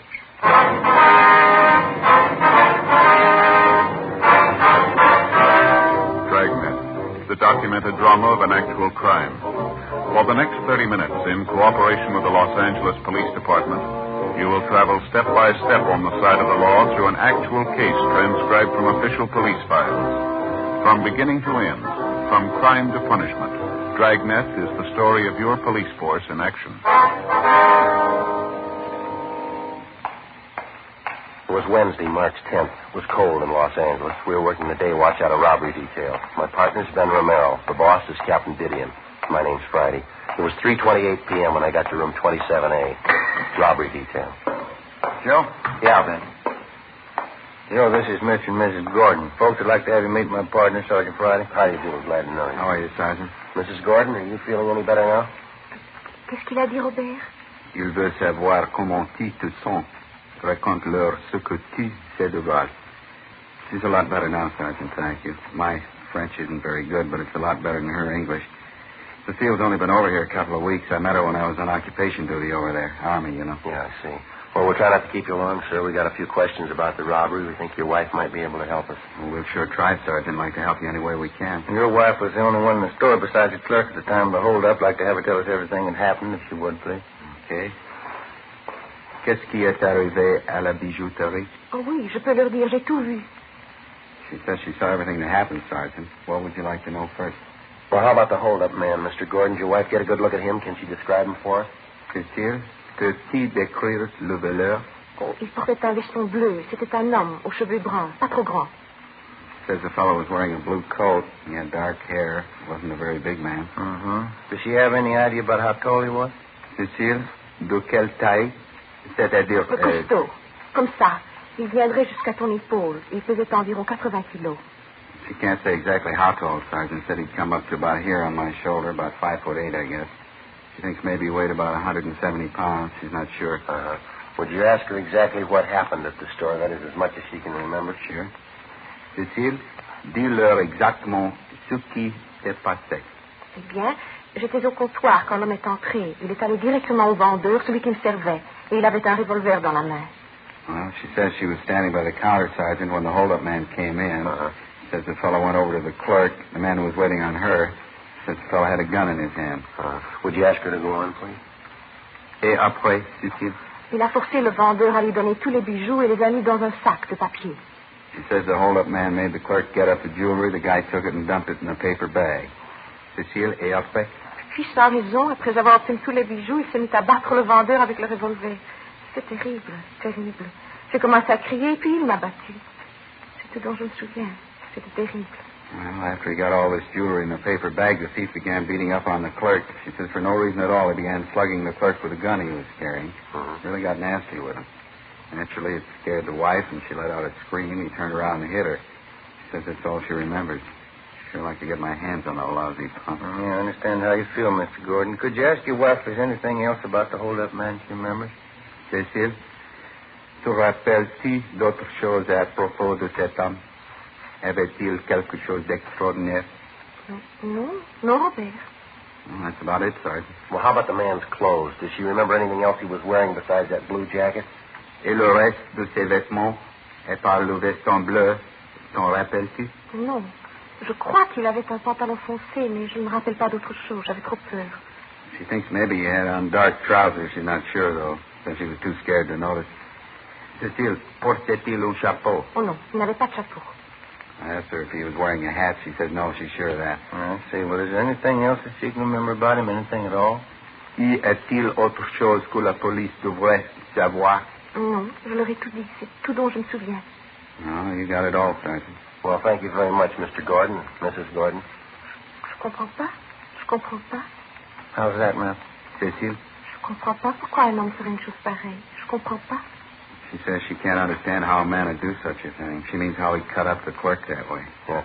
Je comprends pas. It's so hard for her, she just can't understand. Tell her we can't either. 2 weeks before, on the 27th of April at 2:30 in the afternoon, the robbery suspect had begun his campaign of downtown jewelry store holdups. Since that time, in the same general area, he'd succeeded in committing 3 more jewel robberies and making good his escape. Each of the holdups netted him more than $3,000 in rings, diamonds, and other precious stones. From his M.O., it was obvious that he was experienced. All of the robberies were committed in broad daylight. All of them were apparently well planned. After obtaining the loot, which he dumped into an ordinary paper bag, he turned on his victims and with no provocation beat them viciously. After 2 weeks of investigation, we had yet to come up with a solid lead on either the identity of the suspect or his whereabouts. We had a fair description of the hold-up man. We had a good rundown on his method of operation, but repeated checks on possible suspects through the Record Bureau, CII in Sacramento, and through our statistician's office failed to get us anything. There were no kickbacks on our all-points bulletin. After we interviewed Mrs. Gordon, the witness to the latest jewel robbery, we were no further along than we were 2 weeks before, an M.O. and a description. Neither one of them were giving us much help. 4:05 p.m., we met with Captain Didion. How about the mug books? Any luck there? Miss Gordon's in there now, Skipper, with her husband. They're checking through them. Nothing yet. Mm-hmm. What else you got working? New run going through the stats office. Third one this week might get us something. The store manager on that job this afternoon. Did you talk to him yet? Yeah, we did. He gave us the best lead we've had so far in the thing. Looks pretty good. And what's that? We had him checking the mug books, and he came up with a partial identification from one of them, San Quentin relief. No. Jack Maynard. He's only been arrested once here, drunk charge. Done time up at Q for robbery before. Ben and I pulled a package on him. We figured he ought to still be serving time at Quentin. Couldn't tell from his record, though. How's that? Well, it's possible he might have been paroled the last month or so. That'd put him in line for these holdups. Mm-hmm. You check, Quentin? We got off the telegraph to the warden's office late this morning, Skipper. We'll have an answer pretty soon. Best lead we've had so far. I hope it stands up. Excuse me. Robbery, Didion. Yeah? Wait on that, Hughes, now. No, you and the Caleb stay on it. Yeah, that's right. Over the weekend, anyway. Yeah, right. Goodbye. Well, what's the answer? He's had 3 weeks. He's cleared 4 jobs, every one of them in broad daylight. More than $10,000 worth of stuff. Now, how do we reach him? How about some extra manpower, Skipper? Can we manage it? What do you got in mind? Stakeout seems to be the best angle for us at this time of setup. How many teams you figure it'll take? Oh, a dozen anyhow. You figure that, Joe? Yeah, just about. The thief seems to be concentrating on the downtown area. All 4 holdups were in the same general neighborhood within a 20-block radius. Mm-hmm. We can't cover all the jewelry stores with a dozen teams. It'll give us pretty good coverage, though. Sure help our chances. Mm-hmm. You checked out all the other angles, huh? Everything. Not doing us much good. Robbery, Didion. Yeah, just a minute. You, Friday. Oh, thanks. Yeah, Friday talking. Yeah, that's right. Mm-hmm. That's so. No, we'll pick it up. Thank you. This communications just got an answer on that teletype to Quentin. On Jack Maynard? What'd they say? No lead. He's still in prison. We went back and started again from the beginning. With our best lead gone, there wasn't any alternative. The following day, Thursday, March 11th, the stakeouts went into effect. A dozen jewelry stores in the immediate downtown area, all of them potential hold-up victims, were placed under constant surveillance. 3 days passed. Nothing happened. No sign of the hold-up man. We stayed on it. Tuesday, March 16th, 11 a.m. At a small downtown jewelry shop, 3 blocks from the nearest stakeout team, the bandit committed his 5th successive robbery and made good his escape. The M.O. and description matched in almost every respect. Ben and I answered the call and drove to the scene of the holdup to interview the victim, a Mr. Walter Myers. He came straight back this way, just where I'm walking. I was at the end of that counter there, just where you are. He had a brown paper bag in one hand, and it was just a couple of feet from me. He put his other hand in his coat pocket, and he came up with a gun, pointed it right at me. Store was empty at the time, sir? No customers around? Yeah, that's right. Just myself and my son-in-law, Herb, in the back room. I guess he heard this thief talking to me, and he came out to see what it was all about. That's when the fireworks started. And what happened? Well, he made Herb line up along the counter right next to me. By this time, he had all the loot he wanted in that paper bag he was carrying. Just when I thought he was going to leave, he turned around. All of a sudden, he said to Herb, "You think you're a smart guy, don't you?" Then he slugged Herb with the gun. Brought it right down on the side of his head, all his might. That's when the fight started, is that right? Just about, yeah. Herb fell down on one knee. There was a great big gash on the side of his face. Even when he was down, the thief kept slugging Herb, kept pounding him in the face with that gun. Herb wasn't doing anything. I got good and sore. What happened then? Well, I didn't care what happened. I just got sore at the lousy crook. I made a dive for him, grabbed him around the chest. Here, something like this. Yeah. The 2 of us went down on the floor, and I wrestled him for the gun. That's when it went off. A wild shot. Plowed right into the wall over there. Herb picked himself up and piled on the guy, too. I guess the crook really must have figured he was through, fought like a wild man. I had a good hold of the top coat he had on, but he slipped right out of it. He grabbed his gun and the paper bag and ran out of the store, left me there holding an empty coat. Uh-huh. So this is the coat he was wearing right here, is that right? Yeah, that's it. You can see one of the sleeves there, see? He almost ripped it clean off trying to get away. Mm-hmm. Yeah, see? I already looked through the pockets. Nothing in them. Now, how about this description of the man, Mr. Myers? You're pretty sure of that, are you? Yeah, I'm positive, Sergeant. Ben, you want to call the crime lab? There's a phone booth right over there. You mind? Oh, yeah, thanks. I wonder if I could check that spot where the bullet hit Mr. Myers, that wild shot he fired. Oh, yeah. Right over here, Sergeant. Back of the cash register. Yeah. Bedded in there pretty solid. You're lucky it was the wall, not one of us. Say, I got a pocket knife here if you want to dig it out. No, sir. We've got a crew on the way out from our crime lab. Ballistics men. They'll take care of it. I would like to take another look at that top coat, the one the thief was wearing. Oh, yeah, sure. I had already looked it over pretty good. Nothing in the pockets. Couldn't find anything. Here. All right, sir. Just an ordinary top coat, isn't it? There's no label on it. Mm-hmm. No, you're right. There's nothing in the pocket. What is it? You find something? Well, no, sir. It feels like a hole in the pocket here. Good sized one. No. Yeah. Crime lab's on the way. Should be here in a couple of minutes. Okay, fine. Anything at all in the coat? Oh, I don't know. Here. Seems to be a hole in this pocket here. It's possible something might have dropped down into the lining of the coat, maybe. Here, let me hold out that end for you. All right, thank you. Let me hold it up a little. That's fine, right? Like there. this? Yeah. Yeah, it feels like something down in here. What is it? Hey, just a minute. I get my hand down in there. See if I can get it. Yeah. Here we are. A scrap of paper. Some writing on it. What is it, Joe? Telephone number. The phone number printed neatly on the scrap of paper was Crestview 92085. There were no other notations. We checked out the number and found that the telephone was installed at 6414 Cordova Drive in the Los Feliz district. After the crime lab crew arrived at the store, Ben and I took the bandit's top coat and drove to the address listed for the phone number, a 12-unit apartment house on the corner of Franklin Avenue and Fairfax. The number turned out to be a public phone booth located in the lobby of the apartment. The manager could tell us nothing. We began checking with the tenants on the first floor of the building. We gave them the description of the jewelry store bandit. We showed them the top coat. They failed to recognize either one.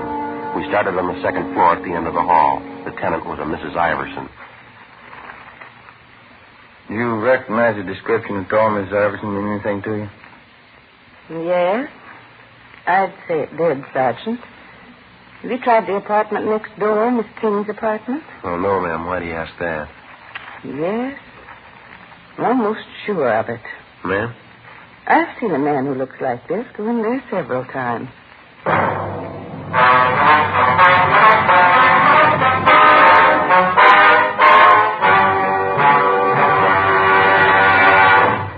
You are listening to Dragnet, authentic stories of your police force in action. Millions heard it, yet only 52 have written. Starting on Dragnet over 2 months ago, on September 20th to be exact, Fatima made a special money-back offer to more than 10 million listeners. The results? Amazing. Millions heard it, yet only 52 have written. If you smoke king-size cigarettes, listen to Fatima's famous offer. Buy a pack of Fatimas. Enjoy their extra mildness and superbly blended tobaccos. If you're not convinced Fatima is better than the king-size cigarette you're now smoking, just return the pack and the unsmoked Fatimas before January 1st, and we'll give you your money back plus postage. Fatima, Box 37, New York 1. Fatima's latest sales report shows Fatima sales up in every state in America. The month of October, coast to coast. Actual figures show Fatima sales up 110%, or more than double. Yes, thousands and thousands of Americans are switching to king-size Fatima. So why wait? Switch to Fatima today. Extra mild. Best of all, king-size cigarettes.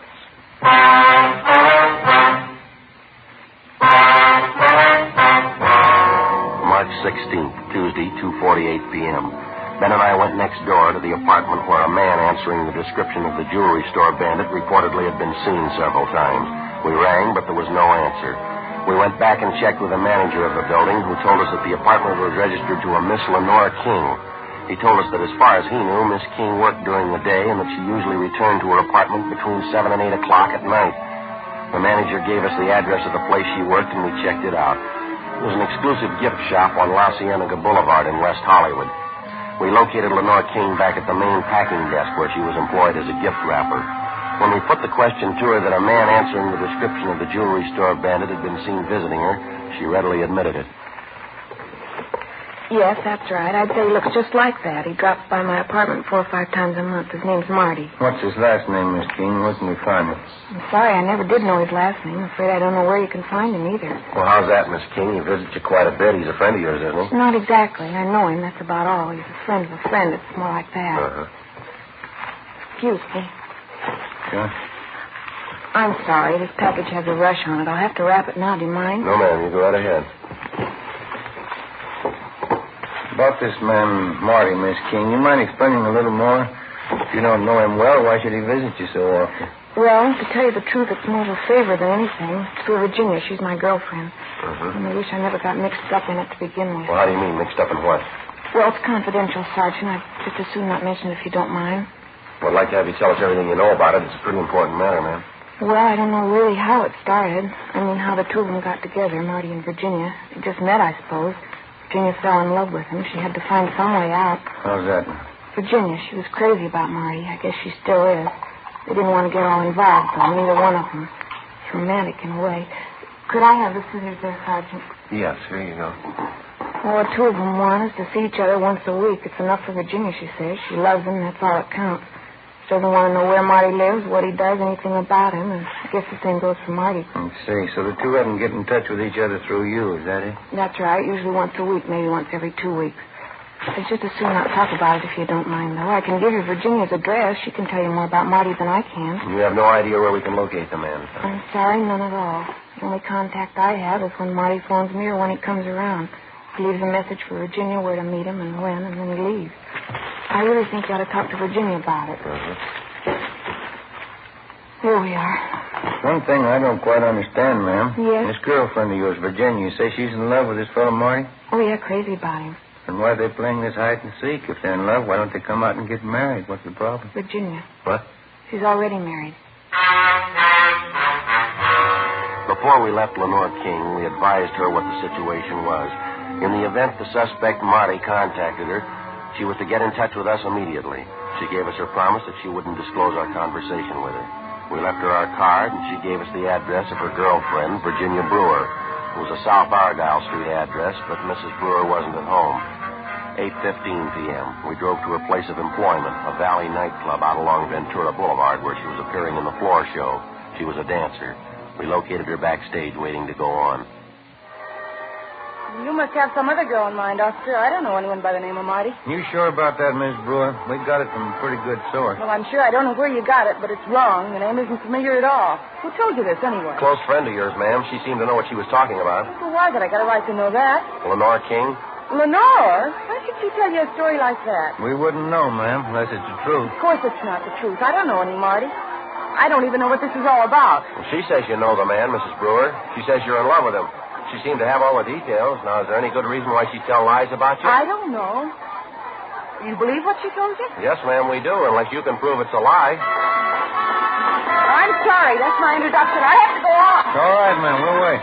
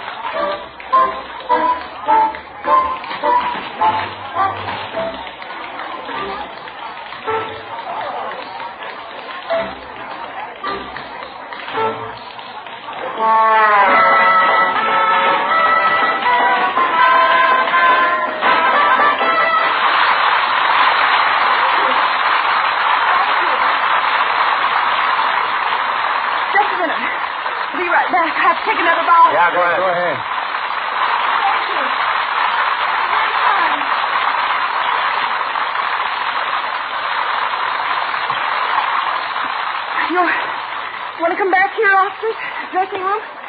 We can talk there. All right, fine. In here. Thank you. Well, I suppose there isn't any point in trying to cover it over. Only one thing I'd like to ask you. Yes, ma'am? My husband doesn't have to know, does he? I mean, whatever there is to this. You don't have to tell the papers, do you? You can keep it quiet. Well, whatever you tell us will be strictly confidential, ma'am. All right. I know Marty. I've known him for 6 months. Lenore wasn't lying. I'm in love with him. Well, we're not prying into your personal life, Miss Brewer. We just like to locate this man, Marty, that's all. It's pretty important to us. Why is it important? Why do you want him? Robbery investigation, ma'am. We'd like to get hold of him for an interview. Robbery? Think Marty's done something? Is that why you want him? We're not sure. Do you have any idea where we can find him? No, no more than Lenore. I guess she told you about it. I mean, Marty and I, how it's been. You have no idea where he stays, where he works? No, I don't. It's been that way from the beginning. Lenore knows as much about that as I do. Only one way I can get in touch with him. That's when he leaves a message at Lenore's, or I'll leave a message. When we first met, Marty and I, that's the way we both wanted it. He didn't want to get all involved. Because of my husband. I didn't either. Have you seen this Marty lately, Miss Brewer? Yes, about 10 days ago. You expect to see him again soon?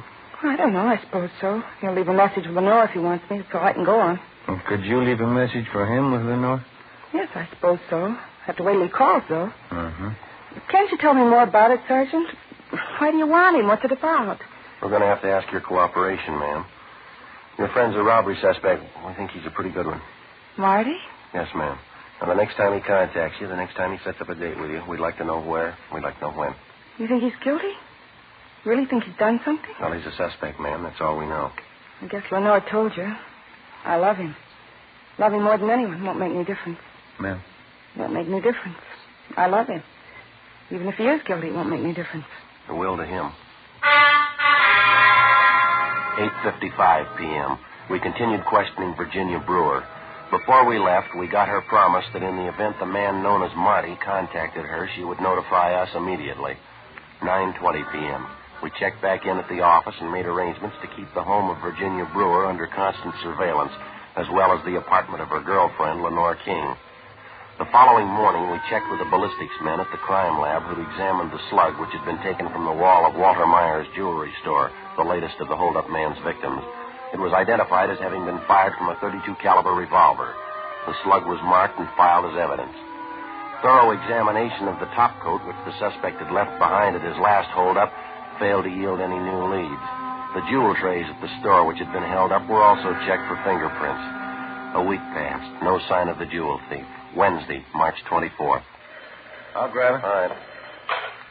Robert Romero. Oh, yes, ma'am. Mm-hmm. Well, when was that? All right. Fine, yes, ma'am. Thank you. Bye. You got anything?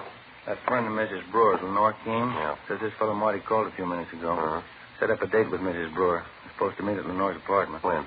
8 o'clock tonight. 4:45 p.m. We checked with Captain Didion and set up a plan to have the apartment building where Lenore King lived thoroughly covered that night. Carr and Matthews were assigned to cover outside the main entrance. McCaleb and Olson would cover the lobby. Ben and I would be in the apartment proper along with Mrs. Brewer and Lenore King. By 6 o'clock that night, we were all in position. We waited. 6:30, 7 o'clock, 7:30. We waited.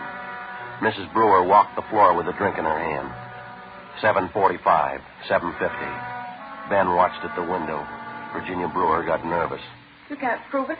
You don't know anything for sure. How do I know you're not trying for a frame, trying to blame Marty for something he didn't do? We're not blaming him for anything, ma'am. He's a suspect. We want to talk to him, that's all. Why don't you sit down, huh, Virginia? You know you're getting upset. It'll be all right. Come on, honey. Got him all over the place, Lenore. Cops. Waiting for Marty. What am I supposed to think? Why don't you relax, Miss Brewer? If he's not the man, you got nothing to worry about. He's right, honey. Sit down, huh? Let me freshen up that drink. Hey, Joe. Yeah. Car pulling up outside. Sedan. Yeah, what to say? Right in front, see? Man getting out. Yeah, he's coming in here. Marty. Can't see him. He must be inside.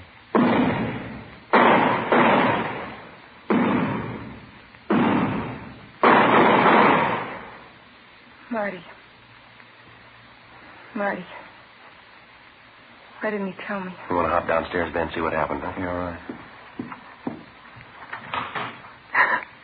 It'll be all right, honey. Take it easy. It'll be all right. I didn't know. I didn't know. Sergeant, why did you do it? Do what, ma'am? Marty, I didn't know about it. We didn't know anything about each other, and this has to happen. Why didn't he tell me? I wouldn't know. I love him. The rest I don't know, but I love him. If he was in trouble, he could have told me. If he loved me, he would have told me. He would have told me everything. Well, I guess maybe you got the answer. What? He didn't love you.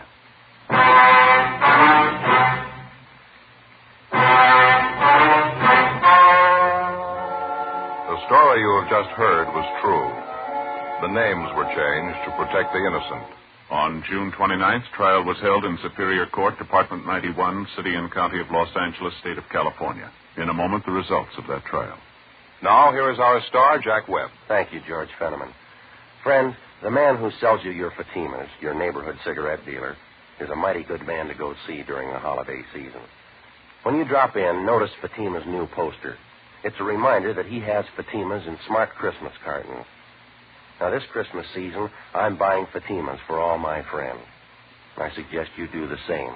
You'll be giving the best, and believe me, they'll thank you for introducing them to Fatima quality. It's extra mildness and better flavor and aroma. Remember, ask your dealer for Fatima in the distinctive new Christmas wrapper. And when you see it, you'll agree it's the smartest of all Christmas cartons, just as it should be, because Fatima is the best of all king-size cigarettes.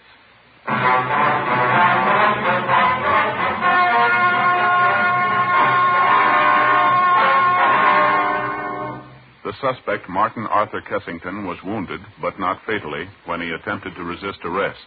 After interrogation, he dictated a signed statement admitting guilt for all 5 of the jewelry store holdups. He was tried and convicted on 5 counts of first-degree robbery and received a sentence as prescribed by law. Robbery in the first degree is punishable by imprisonment in the state penitentiary for a term of 5 years to life.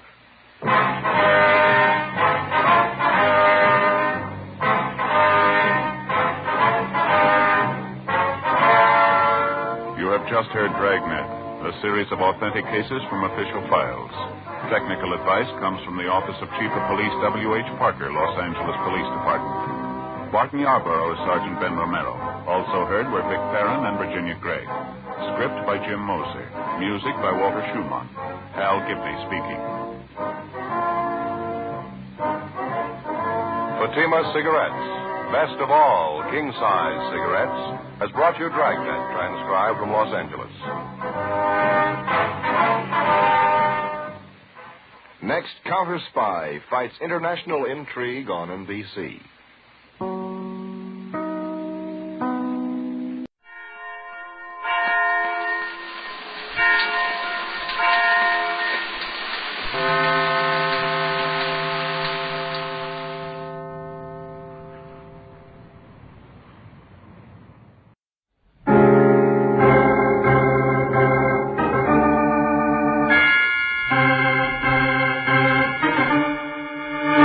My name's Regan. I work for Anthony J. Lyon, Detective Bureau.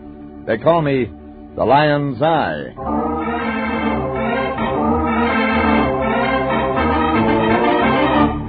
Sunday at 8:30, and CBS brings you Jeff Regan, Investigator, starring Frank Graham as Regan, with Frank Nelson as Anthony J. Lyon.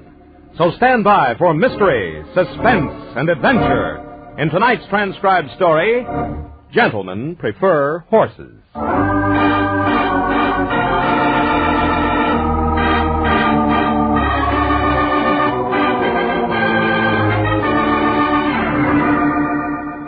Like they say in the racing form, it was a clear day, track fast, and a field of 7. Any way you looked at it, the smart money was on the Stevens entry, except for me.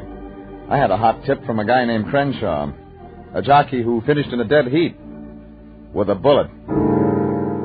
I walked into the Lion's office that Tuesday afternoon. His hands were folded across 200 pounds of chest, and he wasn't being too particular about the cigar ashes on his vest. It was an expensive cigar. Kind he lit up on his birthday, New Year's, and at funerals. Well, Well, come in, Jeffrey, my boy. This is a fine day, a very fine day. Yeah, I can tell by the smell. $1 cigar? 50 cents. They were out of my usual brand. Ah, price of rope's gone up. Who cares? Today we're living off the fat of the land. Today we're having champagne and caviar. Figuratively, of course. Yeah, sounds like fancy figures. Who furnished them? Who but our new client, Jeffrey? Today you and I have the pleasure of serving a young man named Boots Crenshaw. How's that again? Boots Crenshaw. I just wanted to be sure. Oh, the name. It is a little odd. You see, Boots was quite a noted jockey several years ago. Retired, moved to Los Angeles. Now he needs our help. How much? $100 worth, coin of the realm. Oh, what a day. $100 will buy a lot of help. That's the beauty of it. He doesn't need a lot. It's so simple. We do practically nothing. Yeah, I'll bet. All you do is run down to his hotel and talk to him. The Francesca on East 8th Street. What he wants is so childishly simple, I won't even bore you with the details. Look, General, if it's that simple, maybe you better hire somebody on day rates to handle it. I don't know a thing about horses. Exactly. That's why you're ideal for the job. Because I don't know anything about horses? That's right. You see, Jeffrey, my boy, although Boots Crenshaw is an ex-jockey, he says there's only one thing in life he can't stand. Don't tell me. You guessed it, Jeffrey. Horses.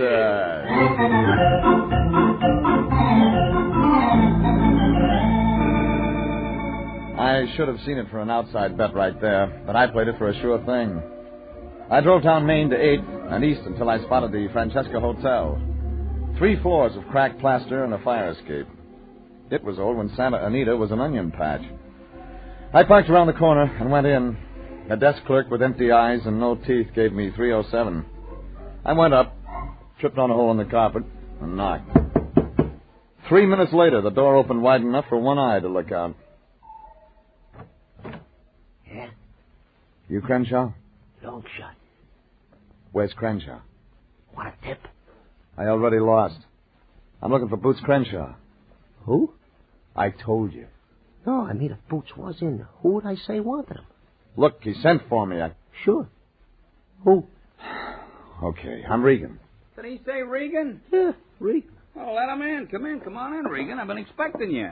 He wasn't. Oh, long shot? He's the cautious type. Ain't that right, long shot? Yeah, cautious. Regan, long shot, Regan. Fine. He's the guy they call the Lion's Eye. Have a chair, Regan, have a chair. Chair. Thanks. Well, the lion tells me you got a problem. Maybe yes, maybe no. That's what I hired you to find out. Ah, you're the curious type, huh? Well, it's maybe not that simple. How do you want me to give it to you? You're calling it. Just line him up at the barrier. Oh, you already know I'm an ex-jockey. Yeah, Lion said. Well, then I'll start there. Up to 5 years ago, I was doing all right. I could boot 'em home with the best of 'em. Then one day at the fairgrounds, I took a spill. Bad. The doc salted it away for 6 months in the hospital and then ended up by telling me I don't ride no more. Well, that's tough on a guy who's been a jock all his life. Long shot will tell you, huh, long shot? Yeah, tough. Anyhow, after I get out, I bum around the oil for a while, but my dough runs out. So, me and Longshot gets an idea. Yeah, idea. Know what the idea was, Regan? No. What was the idea? Simple. All me and Longshot knows is horses. Horses. So we decide to sell tips. Great idea. Oh, but that's not all there is to it. We sell special tips. Yeah, special. Yeah, $100 a throw. But get this. You get your money back if our pick don't come in. You don't need any private eye. No, it really works. The big spenders go for it. Oh, sure, we have to pay back a lot of times, but we got enough winners to keep going pretty well. Up to a couple of weeks ago. When your horses stop coming in. Oh, no, the horses do fine, but there's one spender, my number one customer. We depend on him. And poof, all of a sudden he disappears. Yeah, poof. Now you're beginning to talk my language. Yeah. I don't mean you, Longshot. Oh, sorry. So I look for the missing customers, that it, Boots? Yeah, sure, that's it. Mm-hmm. What do I do when I find them? Just find out about him, you know, who he is. Who he is? Yeah. You don't know who he is? Well, that's just it. He always sends a chauffeur in with it, though. A guy named Mike. Mike says the spender's name is McMillan. Yeah, McMillan. Yeah, but you don't believe it. Oh, sure. Only he's a good customer, Regan. I don't want to lose him. Maybe what you really want is the connection between this McMillan and the spill you took back at the fairgrounds. Oh, there ain't no connection. I didn't say that. You get me all confused. Me too. You spent a half an hour giving me background that led to nothing. Now, there was a reason. Oh, no. Yeah, the whole thing hangs together like a string of Chinese firecrackers. No, I'm giving it to you straight. You gotta believe me, Regan. You gotta. Boots. My fee says I gotta find your man. But believe him? Nope. Nothing says I gotta do that.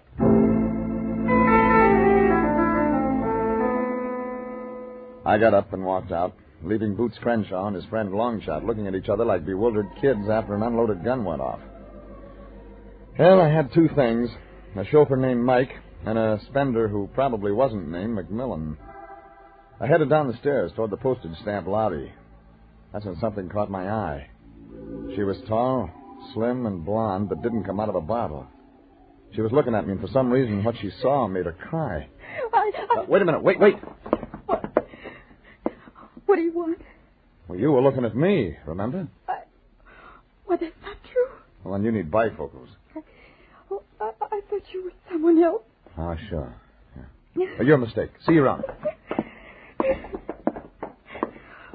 Oh, Mr. Regan. Wow. Now we're getting acquainted.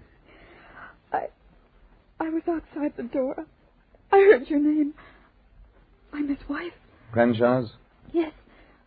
What does Boots want with you, Mr. Regan? What did he tell you? Nothing. But he must have told you something. Well, only about McMillan. McMillan? You don't know McMillan? No. Oh, Mr. Boots. Regan, Boots is in some kind of trouble. I've been scared stiff. If you know what it is. I don't. But maybe you can help. Look, there's a bar across the street. I got a clean handkerchief. Let's talk.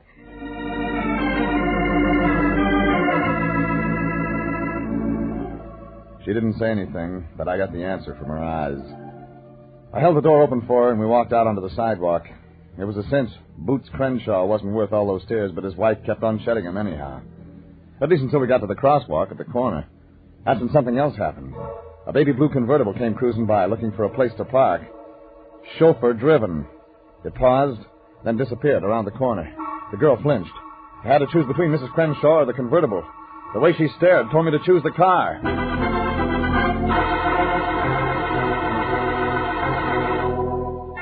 It took me 5 minutes and a walk around the block to locate it. The uniform and puttees were gone, so I slipped into the driver's seat. Blue and gold everywhere. Blue paint, blue upholstery. Gold steering wheel and knobs. I reached down for the registration. I didn't expect it to say McMillan. I didn't expect what I got either.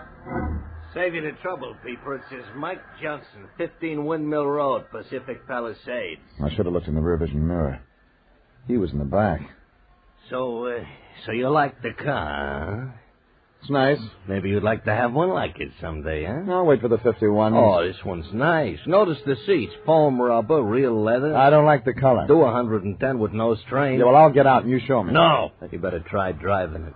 Too late. Some other day. You ain't heard my sales pitch yet. Look in that rear vision mirror again. That heater didn't come with it. No.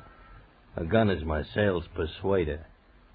Now, I think you do want to drive it after all, don't you, Peeper?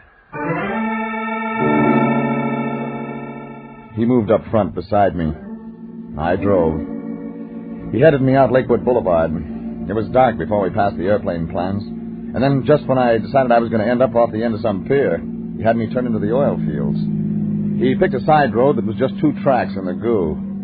Then the ride was over, and we pulled up in front of a backdrop of pumping oil wells. Okay, Peeper, stop here and shut it off. Like I said, drives nice, huh? Doesn't use this much oil. No, none at all between changes. I made you come here just so we can talk. Sure. Story of your life, maybe. Story? No, I'm just going to tell you one little thing, that's all. You want to guess? Sure. You're going to tell me who pays you and what for.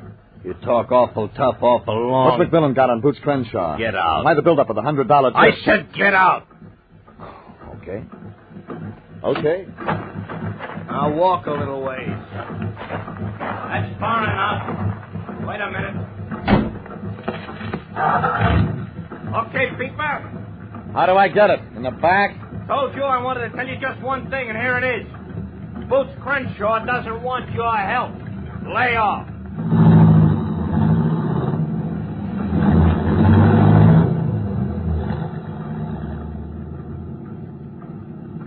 I waited for the shots. They didn't come. But by the time I turned around, the baby blue convertible had disappeared behind some pretty black oil wells.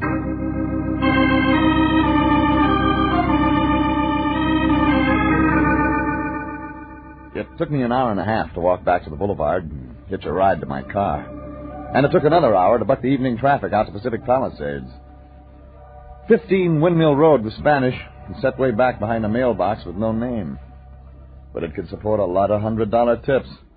I pushed the bell and tried to figure out what I'd say when someone answered. That turned out to be no problem. Yes. Well, hello, stranger. Come in. Come in out of the fog. She was small and compact and brunette. She wore black horn-rimmed glasses, but they didn't get in the way. You could say the same for the sweater she was wearing. Well, I said come in. Yeah, you did. Thanks. Damp tonight. I don't like to keep people standing on the doorstep. You're real thoughtful. There's a warm fireplace in here. You'd like the fireplace. Sure. We can talk better in there. You do want to talk about something, I suppose. Lead the way. There. That's better, isn't it? My name's Gloria. Mine's Regan. What are you selling, Mr. Regan? Cadillacs. We already have two. This one's baby blue. Oh, you've met Mike. I sure have. Is he in trouble again? I'll talk to his boss about that. Mr. Stevens? I was told it was McMillan. No. There's nobody named McMillan here. This is the Stevens place. Oh, who are you? I told you. No, I mean, to the boss. I'm his secretary. I take dictation.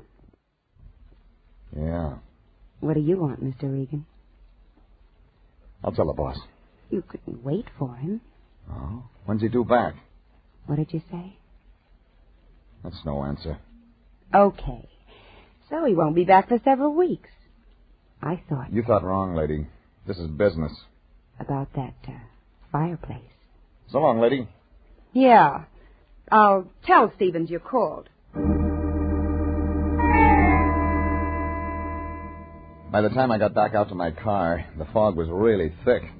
I drove and thought about that name, Stevens. I wasted some time finding a real estate office that was open late. The secretary was right. Stevens did own the house. I spent the drive downtown thinking the whole thing over. It was past 11 when I got back to the Francesca Hotel for another go at Boots Crenshaw. He was in bed, but he didn't get up to answer the door. He wouldn't be answering any more doors. He was sprawled across the covers, face up. In one hand, he had his riding silks I'd seen tacked up on the wall. But this time I really noticed them, the color. They were baby blue and gold.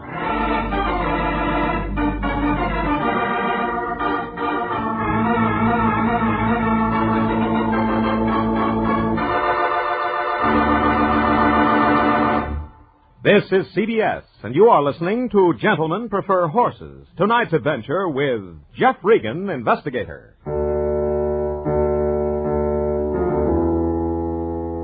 It began when an ex-jockey who sold tips hired me to find out what happened to one of his best customers. He said the customer's name was McMillan, but a brunette secretary said it was Stevens. Wouldn't matter to the ex-jockey anymore. When I went back to his hotel to tell him, he was in bed. Not asleep. Dead. He was holding on to baby blue and gold shirt, the silks he'd worn in his last race. I called the police, and a tall, nervous lieutenant showed up. Your name? Regan. His name? Boots Crenshaw. What's he to you? A corpse. Tell me. Okay, he was a client. I'm with the Lion Agency. Here. Jeff Regan. License. Uh-huh. Okay.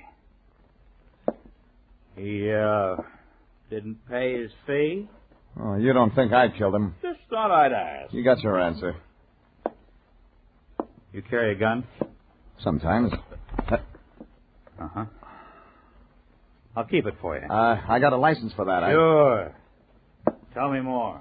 All right, he was an ex-jockey. He sold tips, hired me to find out why his best customer quit buying. Customer's name? McMillan, he said. Find him? No. You're doing good. The jockey had a partner. His name was Longshot Coy. This even gets better, Regan. What else? I met a fat guy in a blue and gold Cadillac. I met Crenshaw's wife. They didn't give me anything. You travel fast. I get paid for it. Your story's lousy, Regan. It's my story. Okay, Ed, run him in. Wait a minute. Oh. Now there's more, huh? No, look, I phoned you. Call Anthony J. Lyon, my boss. He'll check the story. Okay, Gumshoe. We'll try that for a while. Stay close. My gun. Later. Maybe. Okay, Ed, let him go.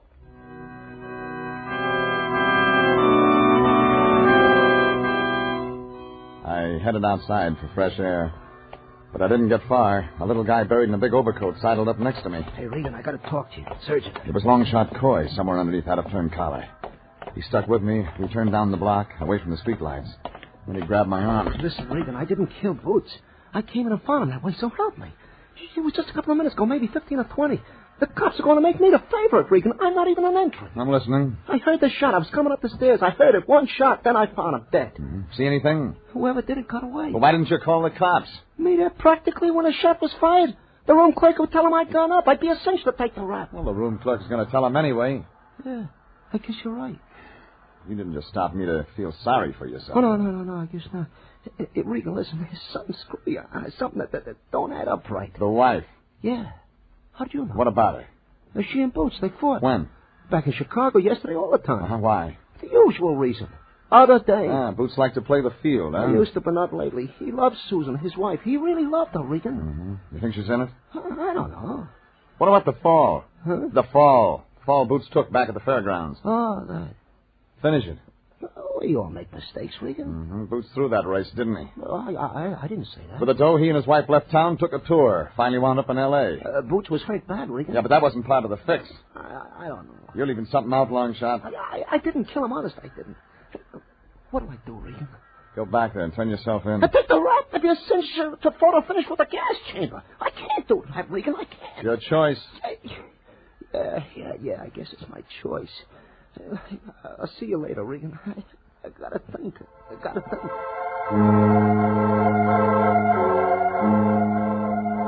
Longshot Coy wandered off in a daze, and I headed back to the bar across from the Francesca Hotel. The phone booth was empty. I called my boss, Anthony J. Lyon, asked him to phone Chicago and dig up everything he could on Boots Crenshaw and Longshot Coy. And while he was at it, I told him to check on a man named... Well, the line was going to be busy for a while, so I pulled up a bar stool. Then it hit me. I'd counted in everybody but the fat guy in the blue and gold convertible. I headed for my car in a hurry. Only I was too late. Get in, Regan. I've been waiting for you. He was sitting hunched behind the wheel, watching the fog. The gun in his hand was big and steady. You had to show up sooner or later. Just like Crenshaw. Get in. Regan, I warned you to keep out of this.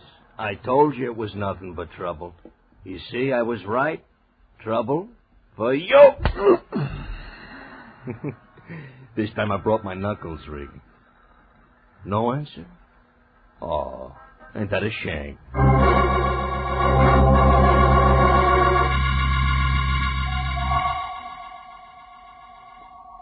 When I came out of it, there was me and more fog, and the guy with the brass knuckles was gone.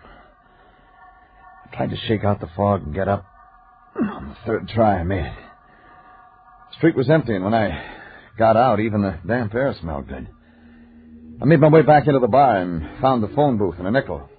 The Lion answered. Regan, where have you been? It's been over an hour since you called. What'd you find out, Lion? What did I find out, Jeffrey, my boy? I found out everything, but everything. Okay, out with it. Oh, you'll be proud of me for this. Proud indeed. If we ever get to it. Very very well, Jeffrey. I found out Boots Crenshaw was injured on July 13th, 1946. Fairgrounds track, 7th race, 100,000 added. He was riding for... The Stevens Stables.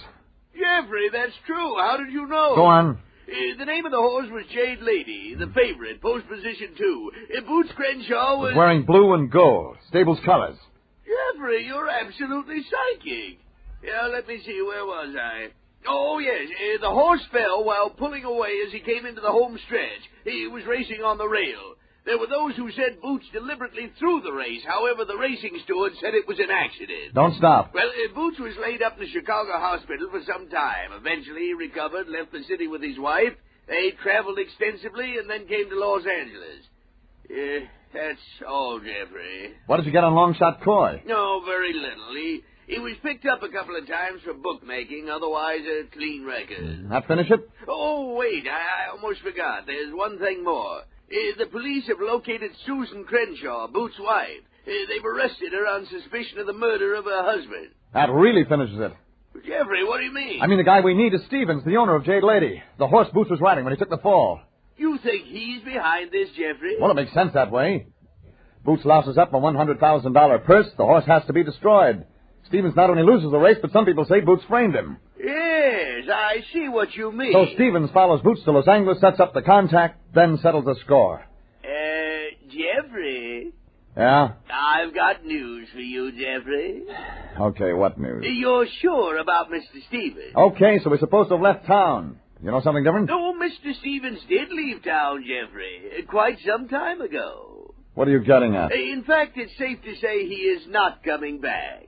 You see, my boy, your number one suspect, Mr. Stevens, is dead. Good night, Jeffrey.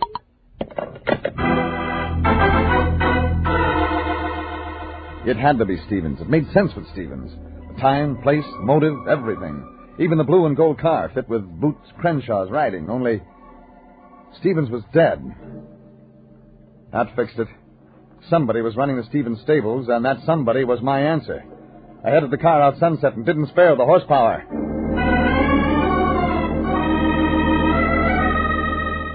25 minutes later, I pulled up in front of the place. The fog was thicker than the hair on a Russian wolfhound. I headed around toward the back of the house. I was almost on top of it when I saw it. The big baby blue convertible, white sidewalls and all, sitting in the driveway. From somewhere behind the car, somebody was coming to meet me. It didn't figure to be a welcoming committee, and the police still had my gun. Suddenly, that somebody was named Mike, and he was diving at me, only this time over the head, and I stayed that way. There was a gun in his hand. It was pointing in my direction. Only I caught the barrel and bent it back, brought it down in his ear. He lay there, peaceful, a halo of fog in his head. I didn't wait, because a light flicked on back of the house, and I headed for it in a hurry. I stood looking inside. The room was big and rich-looking, and inside it there were people, 2 of them. Through the window I could see a small guy in an overcoat and a girl with a gun. I didn't wait for an invitation. Drop the gun, lady. Not a chance, Regan. The shot went high. I dove across the room toward her. Long shot was right behind me. On the next one, he was where he shouldn't have been. The bullet grazed his head, and he went down unconscious. By the time she could turn the gun on me, I was there first. Regan, let go. Like you said, lady, not a chance. Regan, my wrist. Now it's the other way, Gloria. You haven't got anything on me. A book full. You can't prove... Did you kill Boots? Easy. Everything fits you that fits Stevens. What do you mean? My answer came out, Mr. Stevens. I was looking for a man. Now, that was my mistake. Change it around, call the man Mrs. Stevens, and you come up with the same total. Stevens is dead. Sure, but you're the wife. You've been running the stables. You're Mrs. H.V. Stevens. Okay. So what if I am? The blue and gold convertible told me you were mixed up in this. Crenshaw's shirt was blue and gold. It spelled Fairgrounds, 7th race, a horse named Jade Lady. He threw the race. Yeah, sure. But that wasn't why you tailed him. Yeah? He ran out on you, lady. If you wanted to sew him up, you could have done it after the race. But you weren't interested in a dead horse. You were interested in a live jockey. His wife. She took him away. She had a lot of nerve. He left Chicago with her. He left me with a hospital bill. Like a woman scorned. So you caught up with him, tried to force him back. But when he stuck with a wife, you killed him. Long Shot Coy was going to be next. You brought him out here to the house. Yeah. Boots and I are two of a kind, Regan. Dirty little rat could get me off. Never mind. Go on. Phone the police. You know what? I will. You know, it looks like you're entered in a race for the gas chamber, sweetheart. And the way I figure it, you'll finish 5 lengths ahead.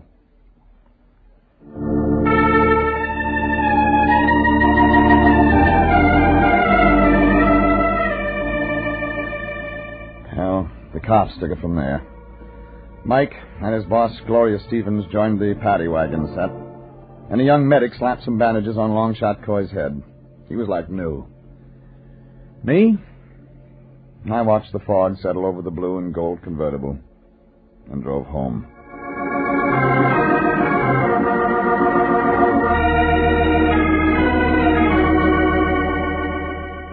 The next afternoon, I dropped in on the Lion.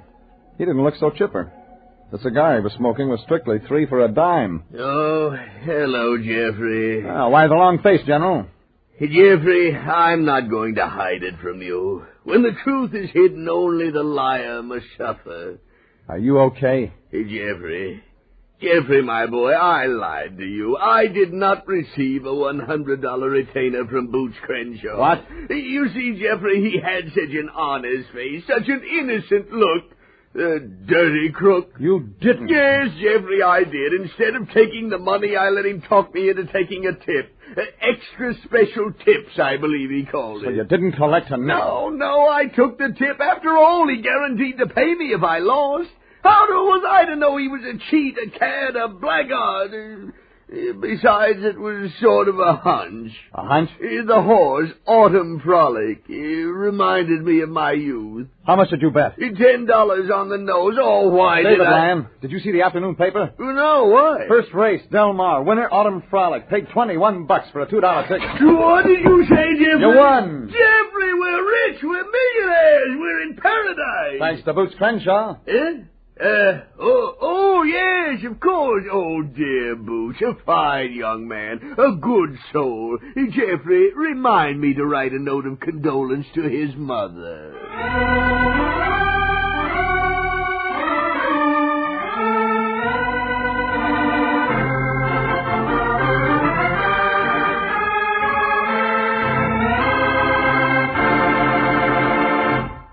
Jeff Regan, Investigator, was written tonight by William Frug, directed by Sterling Tracy, and stars Frank Graham as Regan with Frank Nelson as Anthony J. Lyon. Original music is by Dick Arant. Jeff Regan, Investigator, is heard transcribed each week at the same time over CBS. Joe Walter speaking. This is CBS, the Columbia Broadcasting System.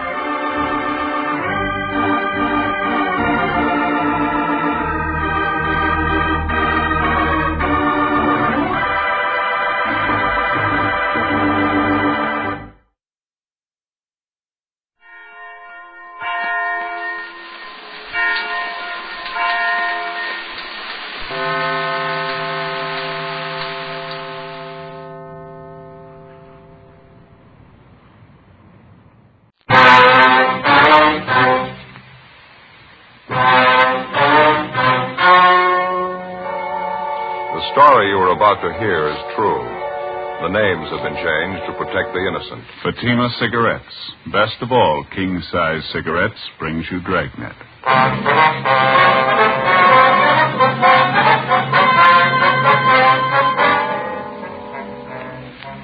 You're a detective sergeant. You're assigned to homicide detail. A 40-year-old mother is found murdered in the bedroom of her home. The body bears the marks of a savage attack with a knife. The killer showed no mercy. Your job? Get him. See the difference. Taste the difference. Smoke the difference.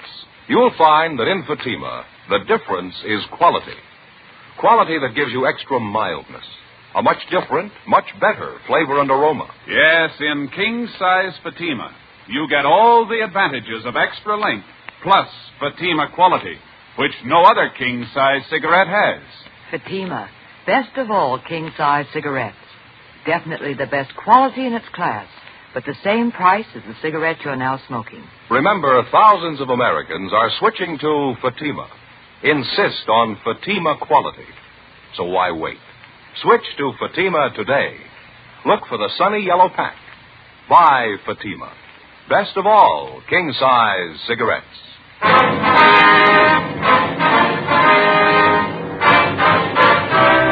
Dragnet, the documented drama of an actual crime. For the next 30 minutes, in cooperation with the Los Angeles Police Department, you will travel step by step on the side of the law through an actual case transcribed from official police files.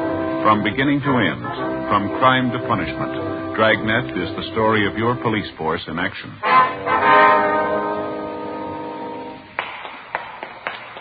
It was Tuesday, February 18th. It was cold in Los Angeles. We were working the day watch out of homicide detail. My partner's Ben Romero. The boss is Thad Brown, chief of detectives. My name's Friday. It was 10:43 a.m. when we got to Woodview High School, the vice principal's office. Good morning, ma'am. Yes? I'd like to see the vice principal, please. I believe her name is Harmon. Miss Harmon? I'm Miss Harmon. What is it you wanted? Police officers, ma'am. Here's our identification. Oh, yes. This is my partner, Sergeant Romero. My name's Friday. I see. How do you do? Well, we'd like to talk to one of your girl students, Miss Harmon, Roberta Dixon. Understand she's registered here? Roberta Dixon. Oh, yes, I believe I know her. Would you mind calling her out of class, please? We'd like to talk to her. Well, we generally don't like to do that, officer, not unless it's absolutely necessary. It's pretty important, ma'am. We've got a message for the girl. I see. Couldn't it wait until after school hours? I'm afraid not, Miss Harmon. It's about the girl's mother. It's pretty serious. Oh, has she been taken ill, is that it? No, ma'am. She's been murdered. 16-year-old Roberta Dixon, the daughter of the murdered woman, was called out of her classroom and brought downstairs to the office of Miss Harmon, the girl's vice principal. She was a thin, dark-haired girl in sweater and skirt. With the help of Miss Harmon, whom the girl seemed to know fairly well, Ben and I broke the news of her mother's death as gently as we could. At first, the 16-year-old girl seemed to take the shock with some composure, but suddenly she broke down weeping and became hysterical. When she recovered sufficiently, the girl agreed to come downtown with us to answer a few routine questions. Miss Harmon agreed to accompany her. 11:05 a.m. We checked back in at the office. Ben and I completed the 311 dead body report while Miss Harmon and the daughter of the murdered woman waited in the adjoining room. What was that time discovered, Joe? You got a note on it there? Yeah, let me look. 8:55 a.m. Oh, thanks. Hi, Joe. How are you? Oh, hi, George. How you doing? I can't complain. Got some checking out to do. I wonder if you'd help me. Well, I'll give it a try. Ben, you know George DeCoven, don't you, reporter from the Daily News? Oh, yeah, sure. See him around. Hi. Say, I understand you two are working on that knife murder out on Pico, the dead woman they found this morning? Yeah, that's right. A few things I'd like to check with you before I do the story. The victim's name was Florence Eleanor Dixon, that right? That's right, George, yeah. A couple more things here. Stop me if I got it wrong. Mm-hmm. The victim was 40 years old, divorced, one child, daughter 16. Body was discovered 9 o'clock this morning by a next-door neighbor. Mm-hmm. You see, the neighbor's name is Esther Fenwick. No, I think the name's Fenmore, George. Oh, thanks. Fenmore. I understand you haven't got much to go on. No murder weapons, no other leads. No, not much of anything so far. We just started on this thing. How about the husband of the dead woman? You get anything there? Well, he divorced Mrs. Dixon 2 years ago. There's no line on him yet. We're still checking him out. We might have some word later on in the day for you. Mm-hmm. Any other possible suspects in mind, or do you want to say? No, I don't think so. It's still wide open. How about a motive? That been established yet? Could have been one of a dozen things. We're going to have to do some digging before we can say definitely. It doesn't look like it was a robbery motive. Well, that's about all we can tell you for sure, George. Mm-hmm. See, I was over at the morgue when they brought the body in. It's the worst I've seen in a long time. Brutal. It's pretty bad. I suppose there's nothing from the crime lab yet. No. I think they just got back from the house a few minutes ago. If you want to drop by later on this afternoon, we might have something new for you. Okay, thanks. Right. Oh, say, I saw you bringing the girl in a few minutes ago, the victim's daughter. I'd like to get a couple of pictures of her. Well, how about making it a little later, huh, George? Kid's still upset. Pretty much of a shock for you, you can understand. Okay, I'll be waiting out in the hall with the photographer. Okay. You give me a call, huh? Just a couple of shots, and we'll take them in. You betcha, George. We'll call you. Okay. You about finished with that report, Ben? Yeah, all done. Guess we better talk to the girl, huh? Yeah, all right. The morgue say when they're going to post the body? Sometime today. We ought to have the results first thing tomorrow morning.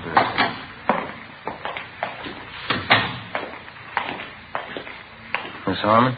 I think she's a lot better now, Sergeant. Roberta, the officers would like to talk to you a few minutes if you feel up to it. All right. Who killed my mother? Have you found out? Not yet, Roberta, and we think you might be able to help us, so. It's so hard to believe. I just saw her this morning. She was all right then. Well, you try to take it easy, Roberta. We'll make it as brief as possible. Are you and your mother the only people living at your house? No one else? No, me and my mother, that's all. My father used to live with us. He doesn't anymore. How long has it been since your father left? I'm not sure. About 5 years, I think. He and Mama didn't get along. They got divorced. Mm-hmm. Do you see your father at all anymore? I mean, does he ever come to your house to visit? He did once. It was about a year ago, I think. Wasn't much good. He and my mother argued all the time he was there, and he left. He hasn't been back since. Has he been in contact at all with your mother? Do you know? Does he write her letters, call her on the phone? No. The last time was when he came to our house. I haven't heard anything about him since. I don't even know where he is. I don't care, I guess. I hardly even knew him. I'd like to have you think about this carefully now, Roberta. Did your mother have any close friends who used to come to the house quite a bit? Yes, 2 or 3 women friends of hers at work. Any men friends? No. Mama didn't have any men friends. She didn't like men. She said they were all no good. She used to tell me that all the time. Mm-hmm. Do you have any relatives we can contact? I don't know about my father's side. My mother has a brother and sister in West Virginia. Dresses at home.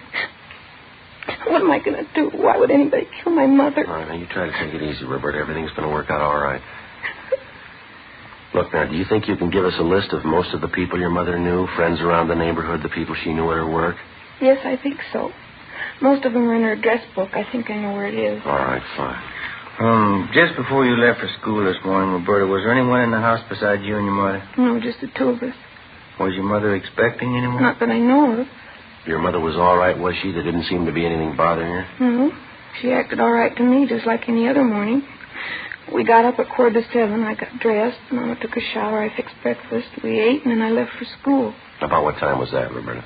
A little before 8:30, usual time. I have my first class at 9 o'clock. Mm-hmm. When I left Mama, she was just finishing her breakfast. I said goodbye. It was the last time we saw her. Can we talk after a while, please? Maybe I'll feel better. Can't talk now. Oh, sure, that's all right. Would you like to rest here? I don't know why I'm crying. Stupid. I don't care anyway. No reason to cry. You better get some rest, youngster. No reason. It doesn't make sense crying about Mama. How's that?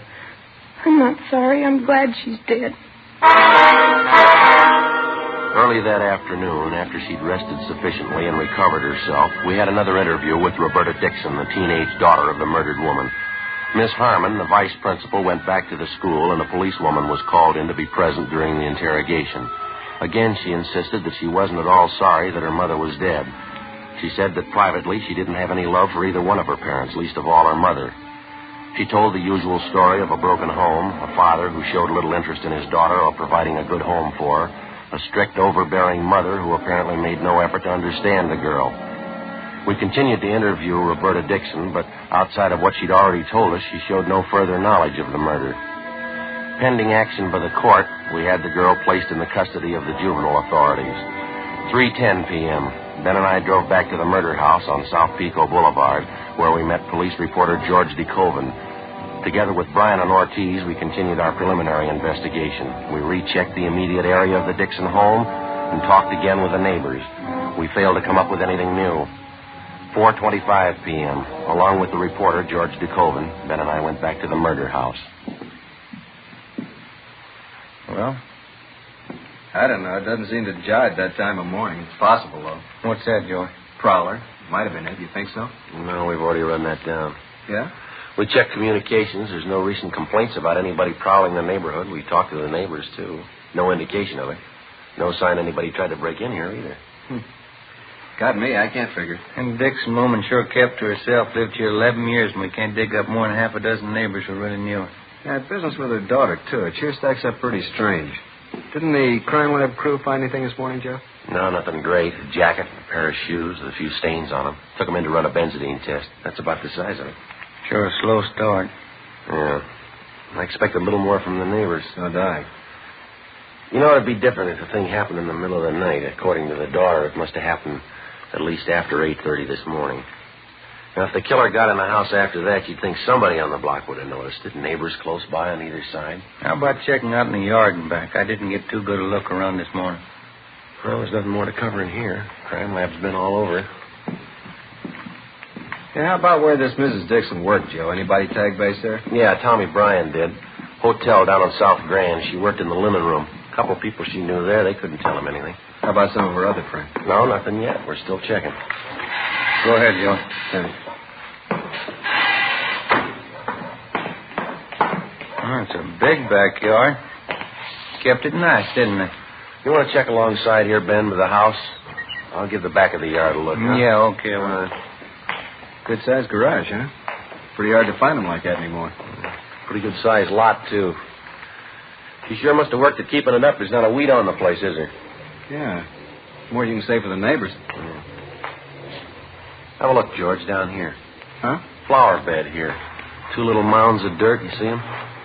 Oh, yeah. The ground looks like it's been recently turned, wouldn't you say? Fairly recent. I wonder what that's supposed to mean. Yeah. Oh, small wooden crosses pressed down in each one of the mounds. Queer one, huh? Looks like a couple of small graves, doesn't it? You want to reach me that stick over there, George? Oh, yeah. Here you go. Thank you. Have a look here. all right. Nothing on my end. How are you doing? What's this? Oh, we're not sure ourselves. Wait a minute. Uh-huh. What is it? Wait a minute. Yeah, all right. There you are. Bird. Little canary. How about that? Hasn't been buried long. Look here. Look at the breast.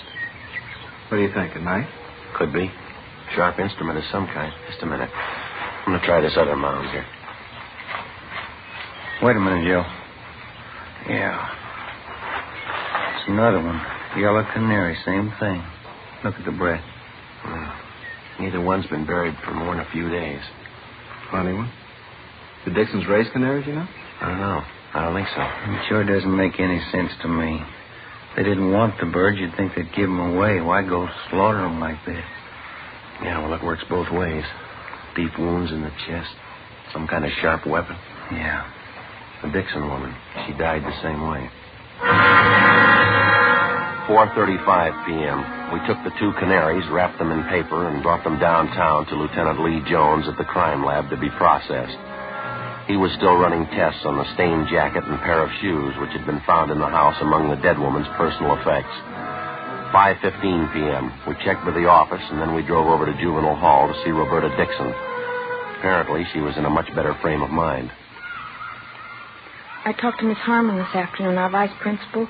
She wants me to come and stay with her for a while. Hope she can arrange it. It sure be nice. Mm-hmm. We were back at your house this afternoon, Roberta. We found something we'd like to ask you about. What's that?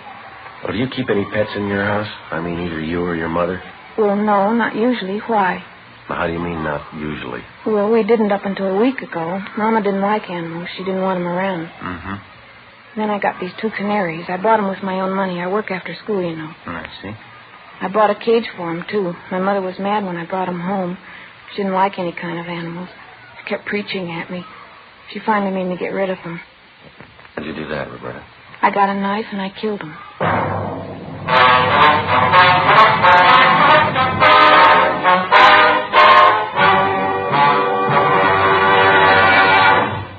See the difference. Taste the difference. Smoke the difference. You'll find that in Fatima, the difference is quality. Quality that gives you extra mildness.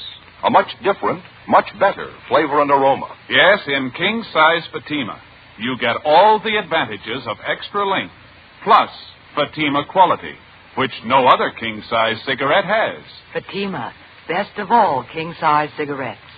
Definitely the best quality in its class, but the same price as the cigarette you're now smoking. Remember, thousands of Americans are switching to Fatima. Insist on Fatima quality. So why wait? Switch to Fatima today. Look for the sunny yellow pack. Buy Fatima. Best of all king-size cigarettes. Remember, thousands and thousands of Americans are switching to king-size Fatima, insisting on Fatima quality. So compare Fatima yourself. When you see the difference, taste the difference, smoke that difference, you'll switch to Fatima. Because in Fatima, the difference is quality. Look for the sunny yellow pack. Buy Fatima. Best of all king-size cigarettes.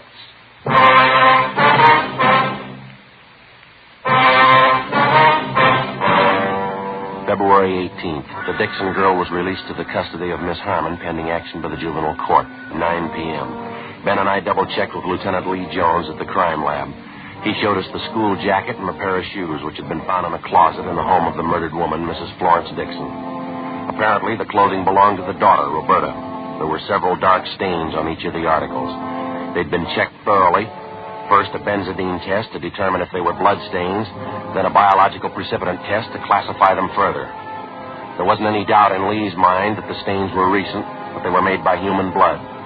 The same blood type as that of the murdered woman. It was a little hard to believe, but the evidence on hand pointed to only one prime suspect, 16-year-old Roberta Dixon. Early the following morning, we checked back in at the office. Ben went across the street to see if the coroner's autopsy report was ready. 8:05 a.m. I checked by communications. They had a report on the tracer we'd gotten out on the murder victim's husband, a Charles Dixon. I picked it up and headed back to the office. Morning, Joe. Oh, hi, George. You get the message I left for you? I put it on your desk over in the press room. Yeah, I got it, thanks. How's luck this morning? Anything new? Well, this here, an answer on that tracer we got out on Mrs. Dixon's husband. He's been living up north for the past year, San Francisco. That's so? Still up there? No, not according to this. He died 6 months ago, heart attack. What do you figure? Well, there's not much choice. Joe. Oh, hi, Joe. Hi. Autopsy report. Coroner just got it out. What's the word? It doesn't jibe with the story we got. The coroner places the time of death close to 7:30 a.m. yesterday. Cause of death's what we figured, chest wound. Some kind of a sharp weapon. There's something else. According to the girl, she had breakfast with her mother before she left for school. Coroner says Miss Dixon hadn't eaten for at least 12 hours before she died. What was that time of death, Ben? 7:30 a.m., no later. Well, I guess we better move on it, huh? Yeah. What's the angle? Well, the daughter. She says she didn't leave the house until 8:30. Along with the policewoman, Ben and I drove out to the home of the high school vice principal, Miss Harmon, where the suspect, Roberta Dixon, was staying. There was no one there. We checked at the high school. Miss Harmon told us that she'd brought Roberta to school that morning. She thought that if the girl attended classes, it'd help keep her mind off her troubles. Miss Harmon checked the classroom the Dixon girl was supposed to be in, but she wasn't there. Her teachers were contacted. None of them had seen her that morning. 9:40 a.m., we drove over to the Dixon home. We found Roberta in the back bedroom. She was sitting calmly at a sewing machine, stitching ruffles on a dress.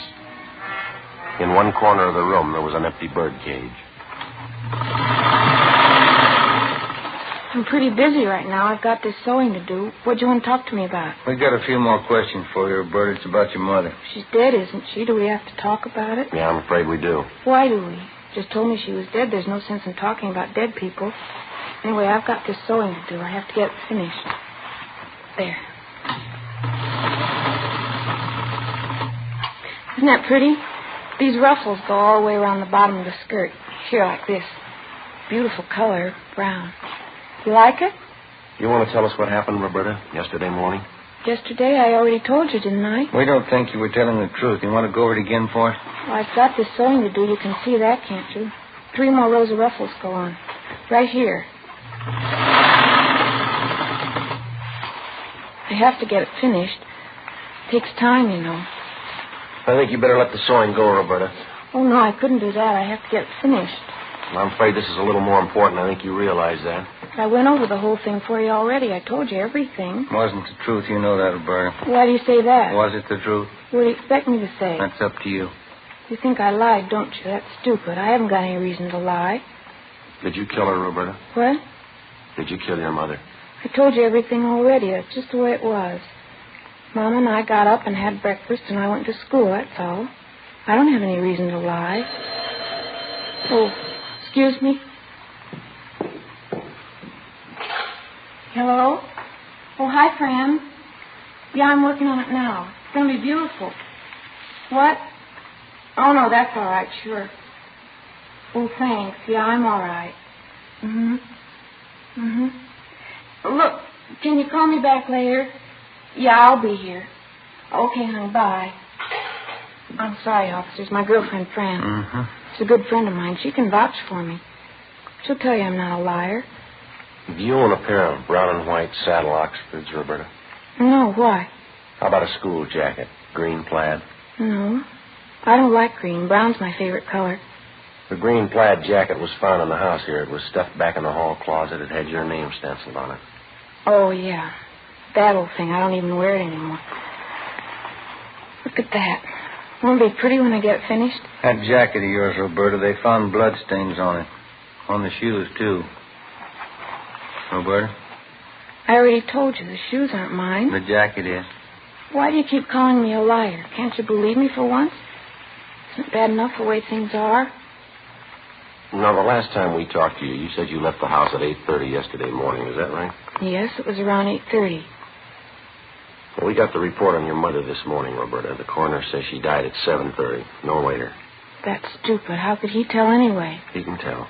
He's a liar. Something else, Roberta. You told us you and your mother got up and you had breakfast together. Yeah, we had breakfast together. Why are you picking on me? You couldn't have had breakfast together. At the time she died, your mother hadn't eaten anything for 12 hours. I guess you're going to say they can tell that, too. That's right. You want to tell us what really happened now? Now, tell us the truth, Roberta. It's going to work out a lot easier.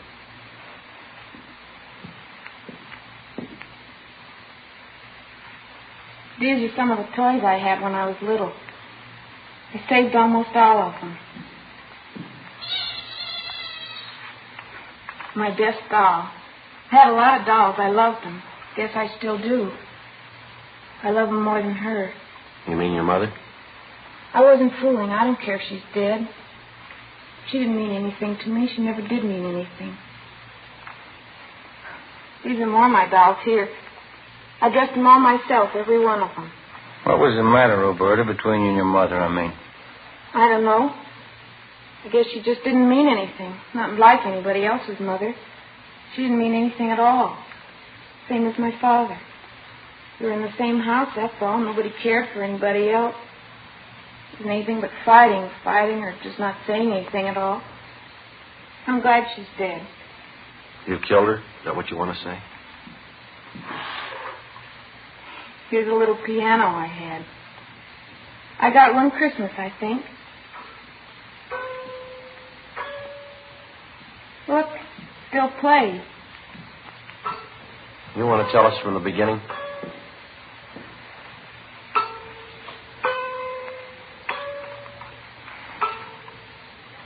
It took a long time. I thought about it a lot. A week ago I made up my mind. It's time to kill her. She was getting worse. I couldn't do anything. I was always wrong. Couldn't go out, couldn't do this, I couldn't do that. She started the same way yesterday morning. I got the knife from the kitchen. I went in and she was sitting on the bed, putting her stockings on. I don't think she knew what happened. It didn't take long. Were you having an argument with her? Is that what started it? We argued every morning. I got so tired of it. She had an awful voice. Finally made up my mind. Planned it all out. I even practiced it. You know the 2 canaries I had? Yeah. I didn't buy them because I wanted them. They got to be cute, though. I felt bad about killing them. Why'd you kill him, Roberta? Practice. Decided to use a knife. I wasn't sure I knew how to do it, though, so I got the canaries. One day after school, I killed them. It gave me more confidence. I knew I could do it after that. Poor little things. I guess I shouldn't have killed them. What knife you killed your mother with, Roberta? You want to show us where it is? All right, I'll show you. I don't think you ever could have found it. It's up in the attic. Special place I hide things. Say, would you like some coffee or Coke or something? No, thanks. One more thing. Why'd you leave school this morning? I mean, going off without telling anybody. I wanted to come back here. I felt like it. I wanted to come back to my room. It's the only place I really like to be. I've lived in this house all my life. And this has always been my room. Toys I had. My dolls. Everything's here, everything I have. My books, all my dolls. Yeah. I think we better be going, Roberta. We'll have to take you downtown. Yes, all right.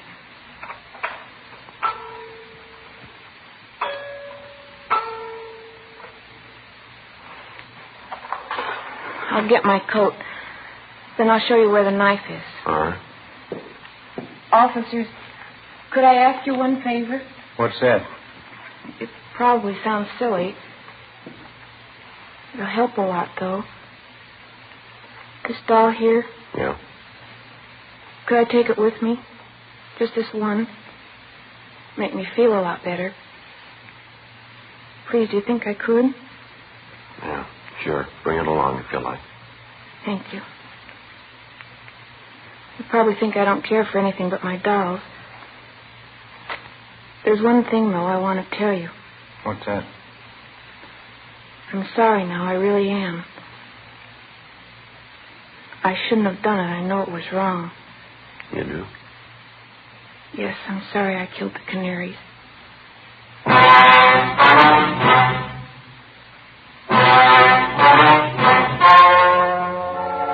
The story you have just heard was true. The names were changed to protect the innocent. On May 6th, the hearing was held in Juvenile Court, Department 38, City and County of Los Angeles, State of California. In a moment, the results of that hearing. Now, here is our star, Jack Webb. Thank you, George Fenneman. Friends, I'd like to take just a moment this evening to tell you about Fatima's Christmas gift carton. When you visit your dealer, take a real good look at it. I think you'll agree with me that it's the smartest of all Christmas cartons, just as it should be, because Fatima is the best of all king-size cigarettes. This Christmas season, I'm buying Fatimas for all my friends, and I hope you will, too. Compare Fatima. See the difference. Taste the difference, and then smoke that difference. Because in Fatima, the difference is quality.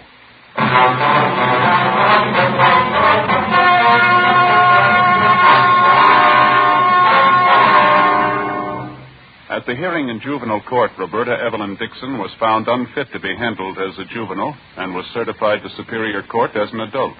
There, she was found to be criminally insane by 3 psychiatrists appointed by the state.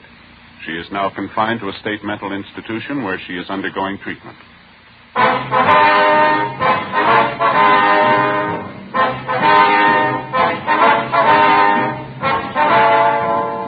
You have just heard Dragnet, a series of authentic cases from official files.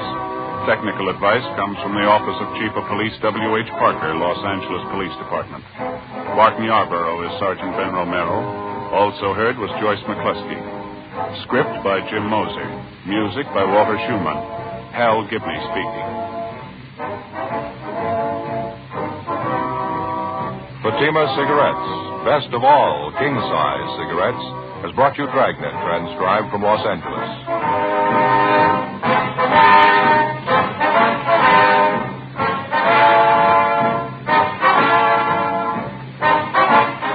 Counter Spy fights international intrigue next on NBC.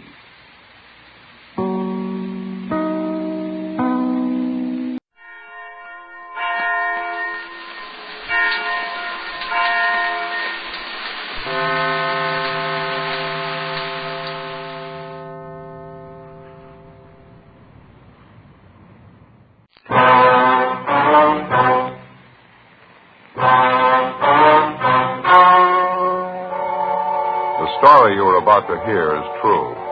The names have been changed to protect the innocent. Fatima Cigarettes, best of all king-size cigarettes, brings you Dragnet.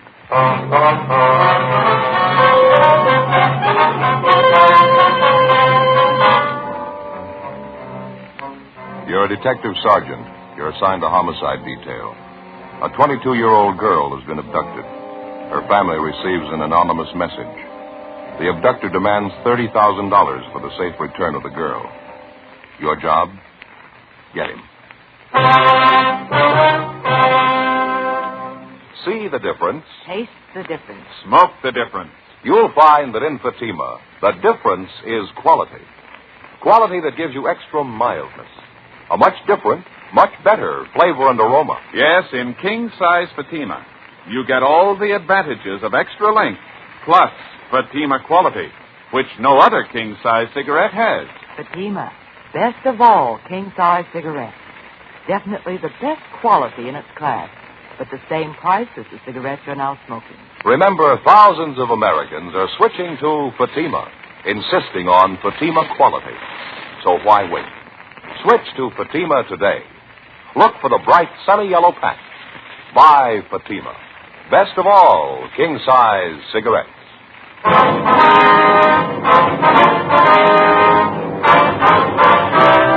Dragnet, the documented drama of an actual crime.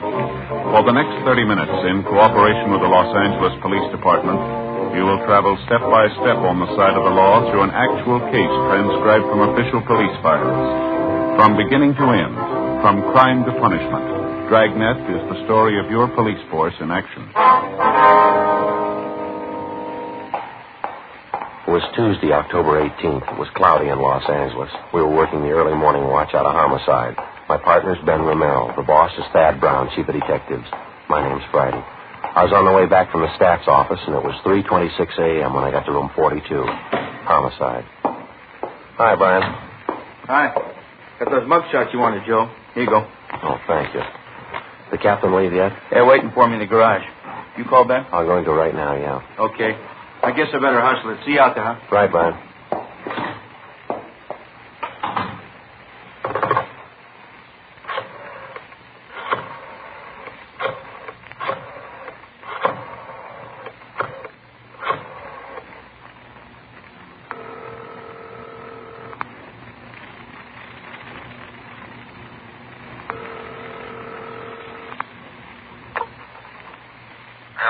I'm sorry to wake you, Ben. This is Joe. How you feeling? Oh, hi, Joe. What time is it? 3:30 a.m. How's the sore throat? Oh, it's a lot better. Want to be back to work tomorrow. And we need you now, Ben. You want to be ready in about 20 minutes? I'll pick you up.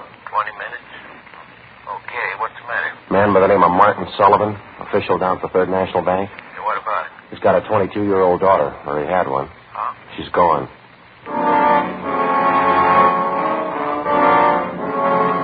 Less than 14 hours before, at 1 o'clock the previous afternoon, Judith Sullivan was last seen driving off in a car with a man who'd represented himself as a friend of her father's. At 11 o'clock that night, the Sullivan family received an anonymous letter demanding $30,000 for the safe return of the girl. It had been the only contact made thus far by the abductor. As soon as we got word of what had happened from the girl's father, a broadcast and an APB had been gotten out. The entire force throughout the city had been alerted. 3:44 a.m. I pulled up in front of Ben's house.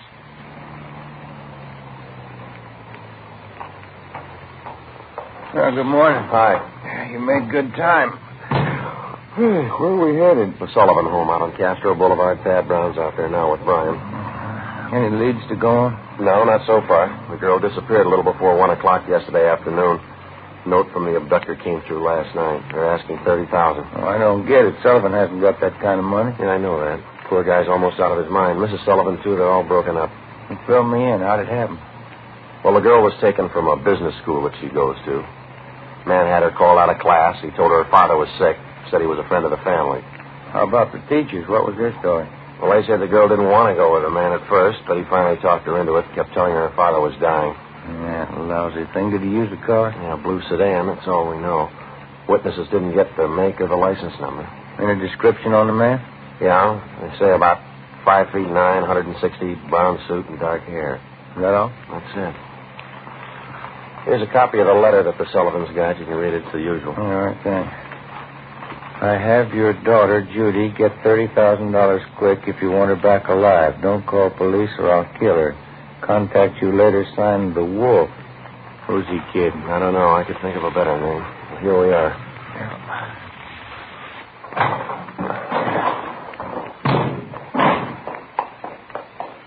Who's got the original note, Joe? From Crime Lab. They're checking it for prints and handwriting.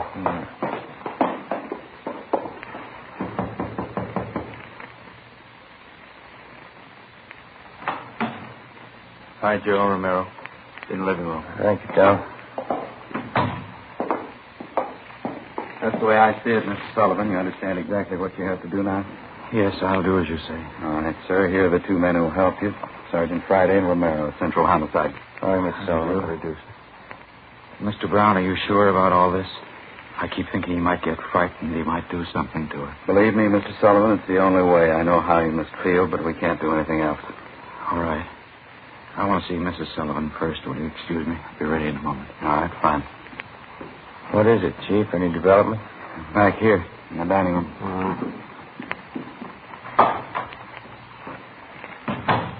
Yeah?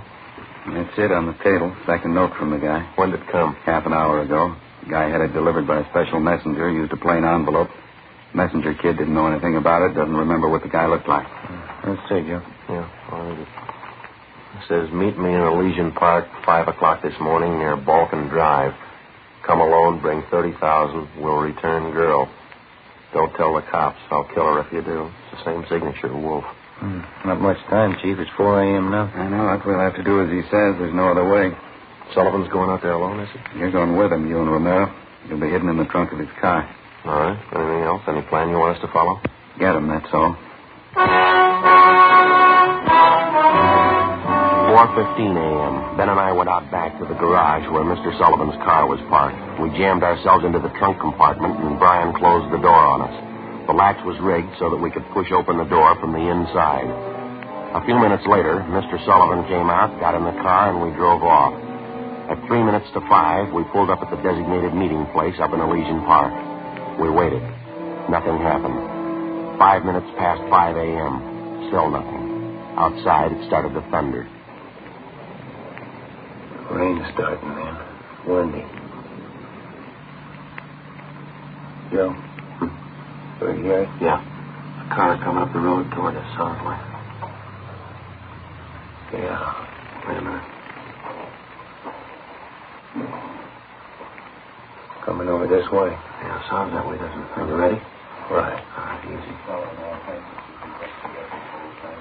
Coming back here. Watch it now.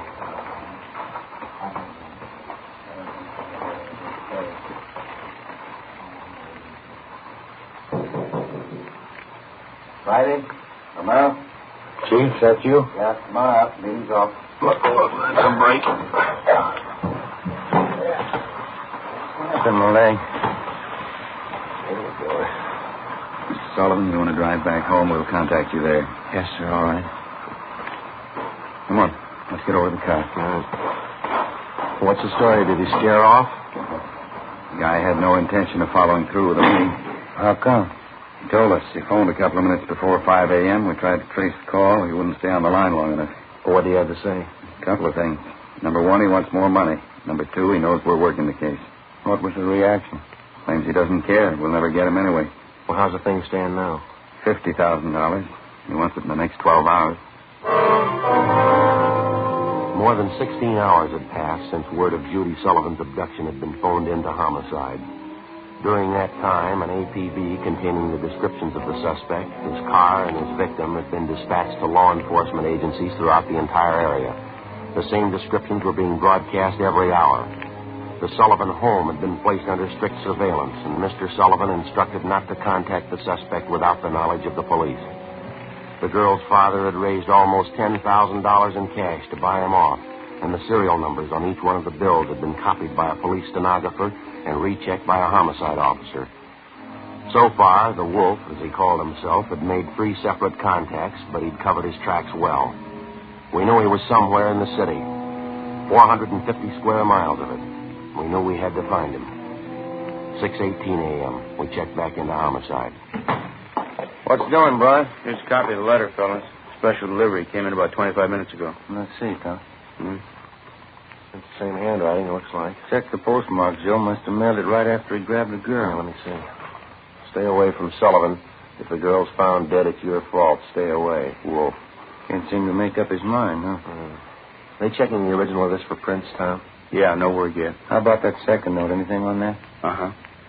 Stahl lifted a couple of prints, running them through R&I. So who's watching the Sullivan house now? Gomez and Thaxter. Chief's out there, too. He's still afraid the girl's father will try to make a deal with the guy. He tried it yet? No, not yet. Well, you couldn't blame him if he did. He's worried sick. On guard? Homicide, Romero. Here, I try. How do you spell it? Okay, right. Yeah, thanks a lot. Record Bureau. Those 2 prints Stahl lifted from the letter, run them through the single print file. Tell you what? They got to make. The fingerprint that was lifted from the suspect's letter was identified as belonging to a Donald Alfred Kiefer, WMA, age 29, 5 feet 8 inches, 170 pounds, brown eyes, dark brown hair. He had one previous arrest for forgery in Los Angeles 10 months before. At the time of his arrest, Kiefer's occupation was listed as bank clerk at the Third National Bank. Well, I went down the hall to the Record Bureau to pull the crime report. Brian checked by latent prints to see if they'd gotten anything off the last note from the suspect. Ben went to check with Don Meyer in handwriting. 7:23 a.m. Chief Thad Brown got back to the office. I showed him Kiefer's crime report. All right, what's the rundown on it? Well, at the time Kiefer pulled the forgery job at the bank, Mr. Sullivan was one of the vice presidents. He was the one that preferred charges against Kiefer, and he saw that he was prosecuted. Mm-hmm. Where's this Kiefer now? Well, let me check that. He was placed on probation on May 16th this year. He returned to his home in Omaha, Nebraska. That's 1380 Mackinac Avenue. You call Omaha? I got the call in now. Ben took an exemplar of Kiefer's handwriting from the package. Don Meyer's going over it now. Chief? Hi. What about that last note? I've got the report right here. How's it look? Well, Stahl lifted some prints off it, brought them out with the iodine fume gun. They match with the first. There's something else. What's that? They examined the paper for watermarks and texture. Both notes are written on the same paper. Impressions show both pieces of paper from the same tablet. Mm-hmm. Check the density of the carbon in the pencil he used. Both specimens match. Same pencil. Joe. Oh, hi, Skipper. Hi. Did you catch up with Don Meyer, Ben? Yeah, he went over the handwriting. Looks pretty good. What's the word? It's as close as you can get. Here are the 2 exemplars. Mm-hmm. Francis crosses, double loops as L, open A's, pressure on the downstroke. Donald Kiefer, the wolf, same handwriting. By noontime, Donald Kiefer's description had been broadcast throughout the entire area. Bulletins were dispatched to all departments, and a supplementary APB was gotten out. Special details were stationed at every post office in the city to watch for notes from the suspect that might come through the mail. The bus depots, railroad terminals, the airports, and all main roads leading out of the city were kept under strict surveillance. The entire Los Angeles area was broken down into single square-mile districts, and a house-to-house canvass was started. A squad of men were assigned to cover each square mile. Outlying towns and cities were requested to do the same. By 4 o'clock that afternoon, one of the greatest dragnet operations in the history of the city was underway. We were sure Donald Kiefer was somewhere inside. 5:12 p.m. We got the call back from the Omaha police. That so? Mm-hmm. Again, please. What was that? 6 X-ray 419 Nebraska plate. Right. Fine, Lieutenant. Thanks. Bye. They made the car? That and a lot more. The Omaha cops are looking for Kiefer, too. They want him for a robbery there 2 months ago. Uh-huh. He used a stolen blue sedan in the robbery, 1939 model, Nebraska plate, 6 X-ray 419. What about his family and friends? Have they been checked? Yeah, they say Kiefer left Omaha about 6 weeks ago.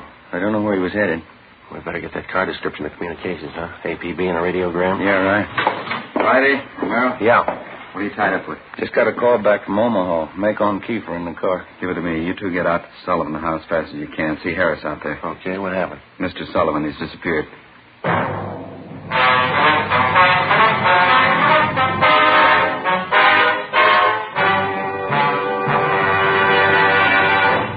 You are listening to Dragnet, authentic stories of your police force in action.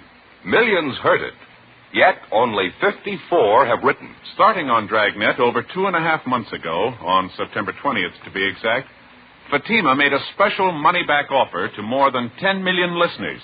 The results?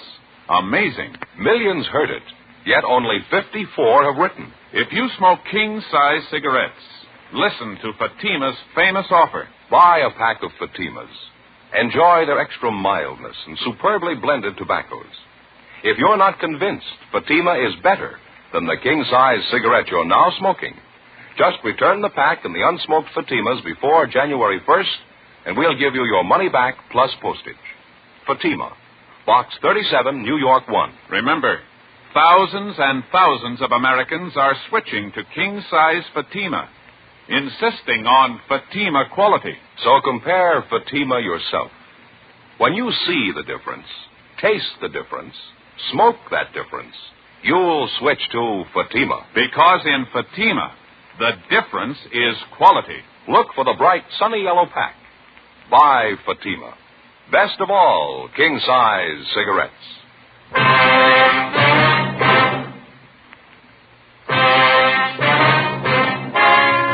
Wednesday, October 19th, 5:48 p.m. Ben and I drove out to the Sullivan home, where we checked with Bert Harris, the man who'd been assigned to watch Mr. Sullivan. He told us that at about 3 o'clock that afternoon, the father of the missing girl had a phone call. He said he had to go down to the bank, and Harris went with him. While they were at the bank, Mr. Sullivan succeeded in decoying Harris with a fake telephone call. While Harris was answering the call, Sullivan disappeared.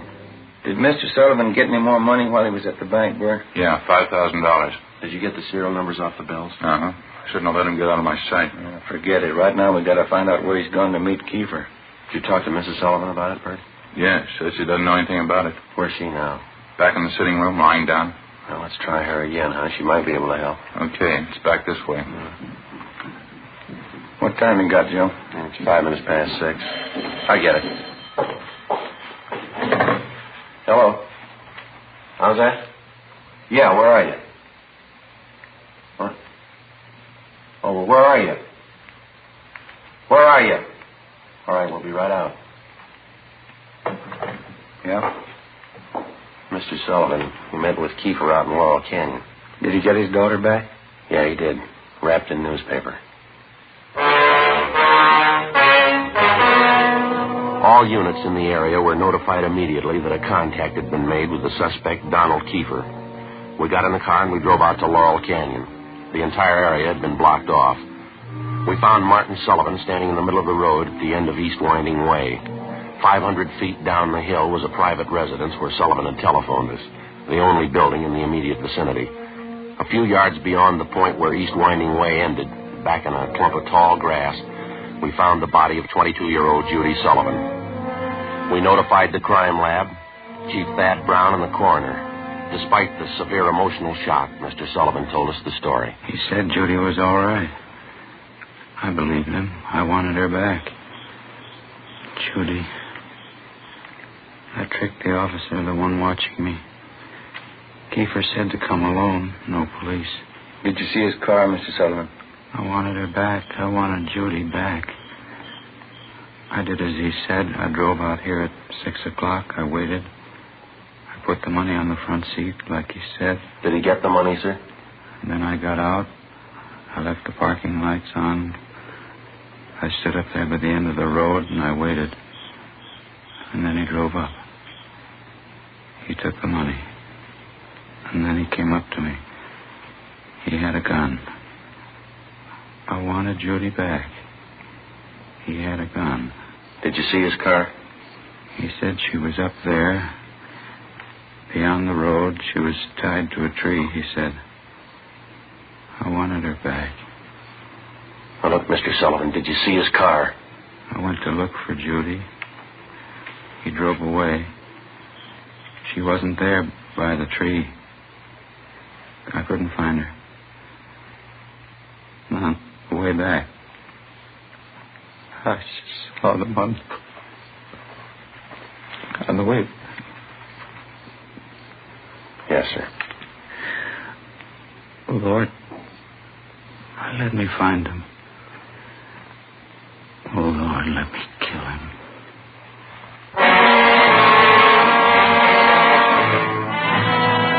Before he collapsed completely, we showed the dead girl's father a picture of Donald Kiefer, and he identified him definitely. The information was immediately relayed back to Central Division and rebroadcast over our entire radio system. Teletypes were dispatched to sheriff's offices and communications sent to law enforcement agencies throughout the country. 9:52 p.m.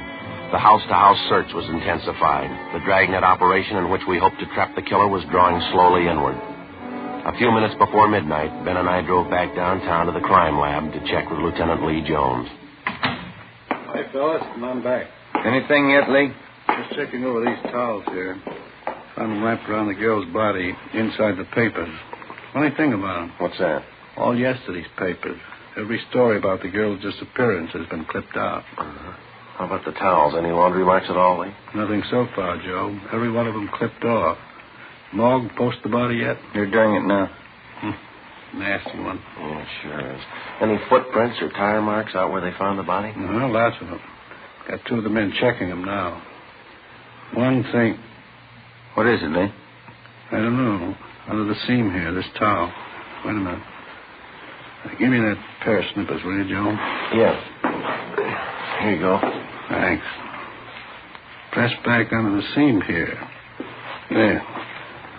That's one tag he missed. Yeah? Can you read the marking? Greenway Apartments, Los Angeles. 12:34 a.m. We located the Greenway Apartments in the East Wilshire district, and we checked with the manager.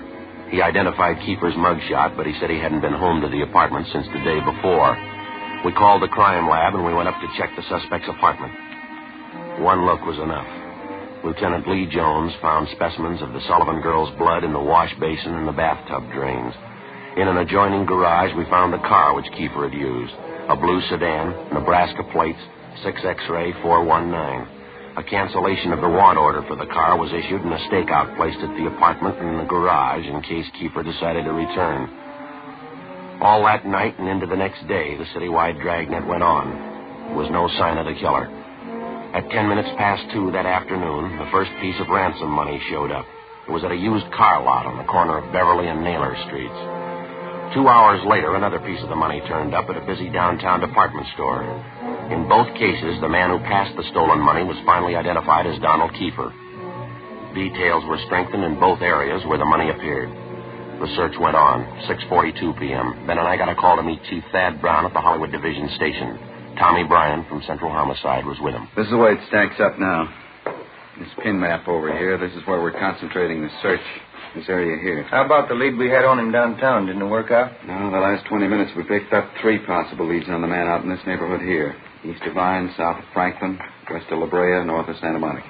Mm-hmm. More ransom money show up? You got it there, Brian. Read it off. Yeah. 5:35, Sunset and Highland. Newsboy thought he saw Kiefer crossing the street. 20 minutes later, a salesgirl in the diamond store up on Hollywood Boulevard thought she saw him. 10 minutes after that, he was reported seen near the intersection of Hollywood Boulevard and Las Palmas. You figure the reports are reliable? And they were all checked out. Didn't put too much faith in him until a few minutes ago. How's that? $5 bill was passed at a cigar store, Hollywood Boulevard and Hawthorne, ransom money. We've already doubled the number of men and cars in the area. Men stationed at every intersection to keep an eye on pedestrian traffic. We're covering everything.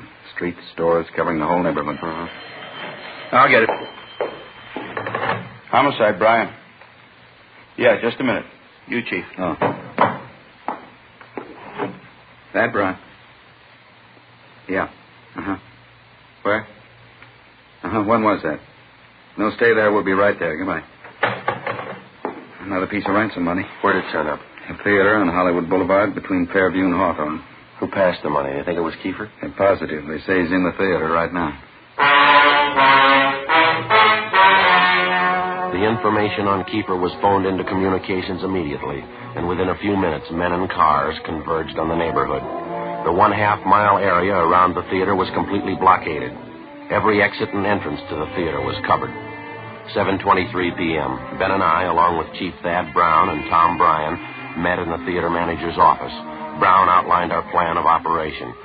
At 7:32 p.m., a detail of 14 men walked down the side aisles on the main floor of the theater and took up their posts on either side of the orchestra pit. The picture was stopped and every light in the theater was turned on. Chief Brown, Bryan, Gomez, Thaxter, Ben, and myself went down the aisle and up onto the stage. Chief Brown made the announcement. Ladies and gentlemen, would you hold it quiet for a minute, please?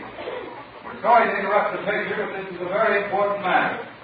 We're police officers. Maybe you've read about it in the paper. A girl by the name of Judy Sullivan was abducted and murdered the day before yesterday.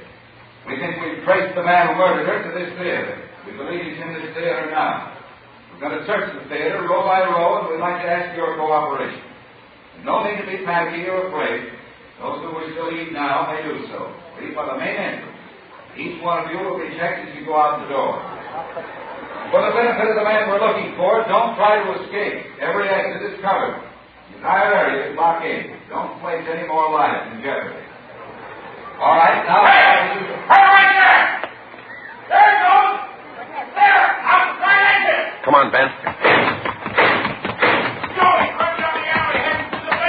backstage, Joe. We can make it from there. All right, come on. Through here. Down here. Right with you. In here.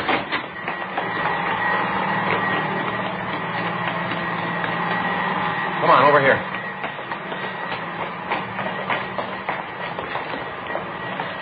Air conditioning unit for the theater. Yeah.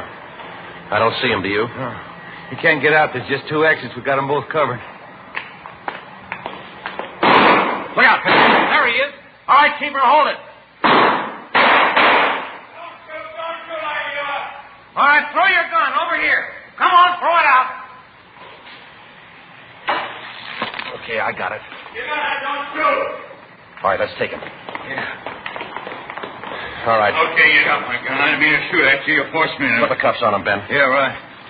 Get your hands off of me. What? All right, keeper. Got this thing for you. Now, hold it. All right, Ben, you all right? Yeah. All right, try the cuffs on him now, huh? Yeah, Got him, huh? Yeah. It's a rough one. Hey, it's starting to rain again. It's really pouring out there. Yeah? Guess you better get him out the car, huh? What's the hurry? How do you mean? Why spoil a good rain?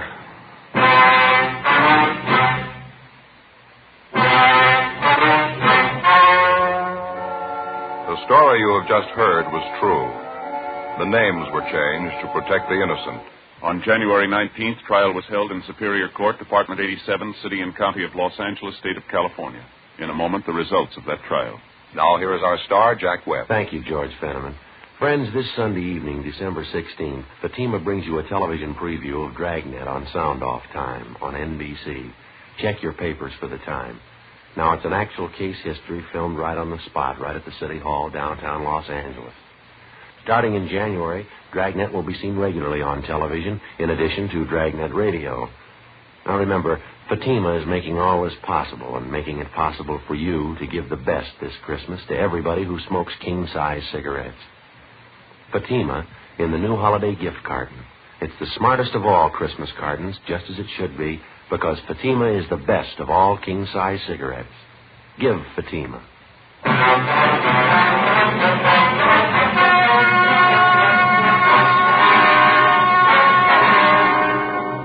Donald Alfred Kiefer was tried and convicted of murder in the first degree, and on the recommendation of the jury, he received the death penalty. He was executed in the lethal gas chamber at the State Penitentiary, San Quentin, California.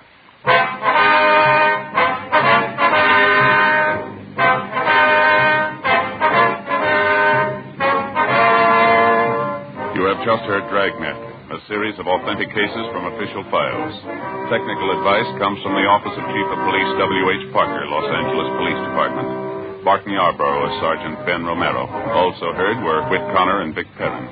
Script by Jim Moser. Music by Walter Schumann. Hal Gibney speaking. Fatima Cigarettes, best of all king-size cigarettes, has brought you Dragnet, transcribed from Los Angeles.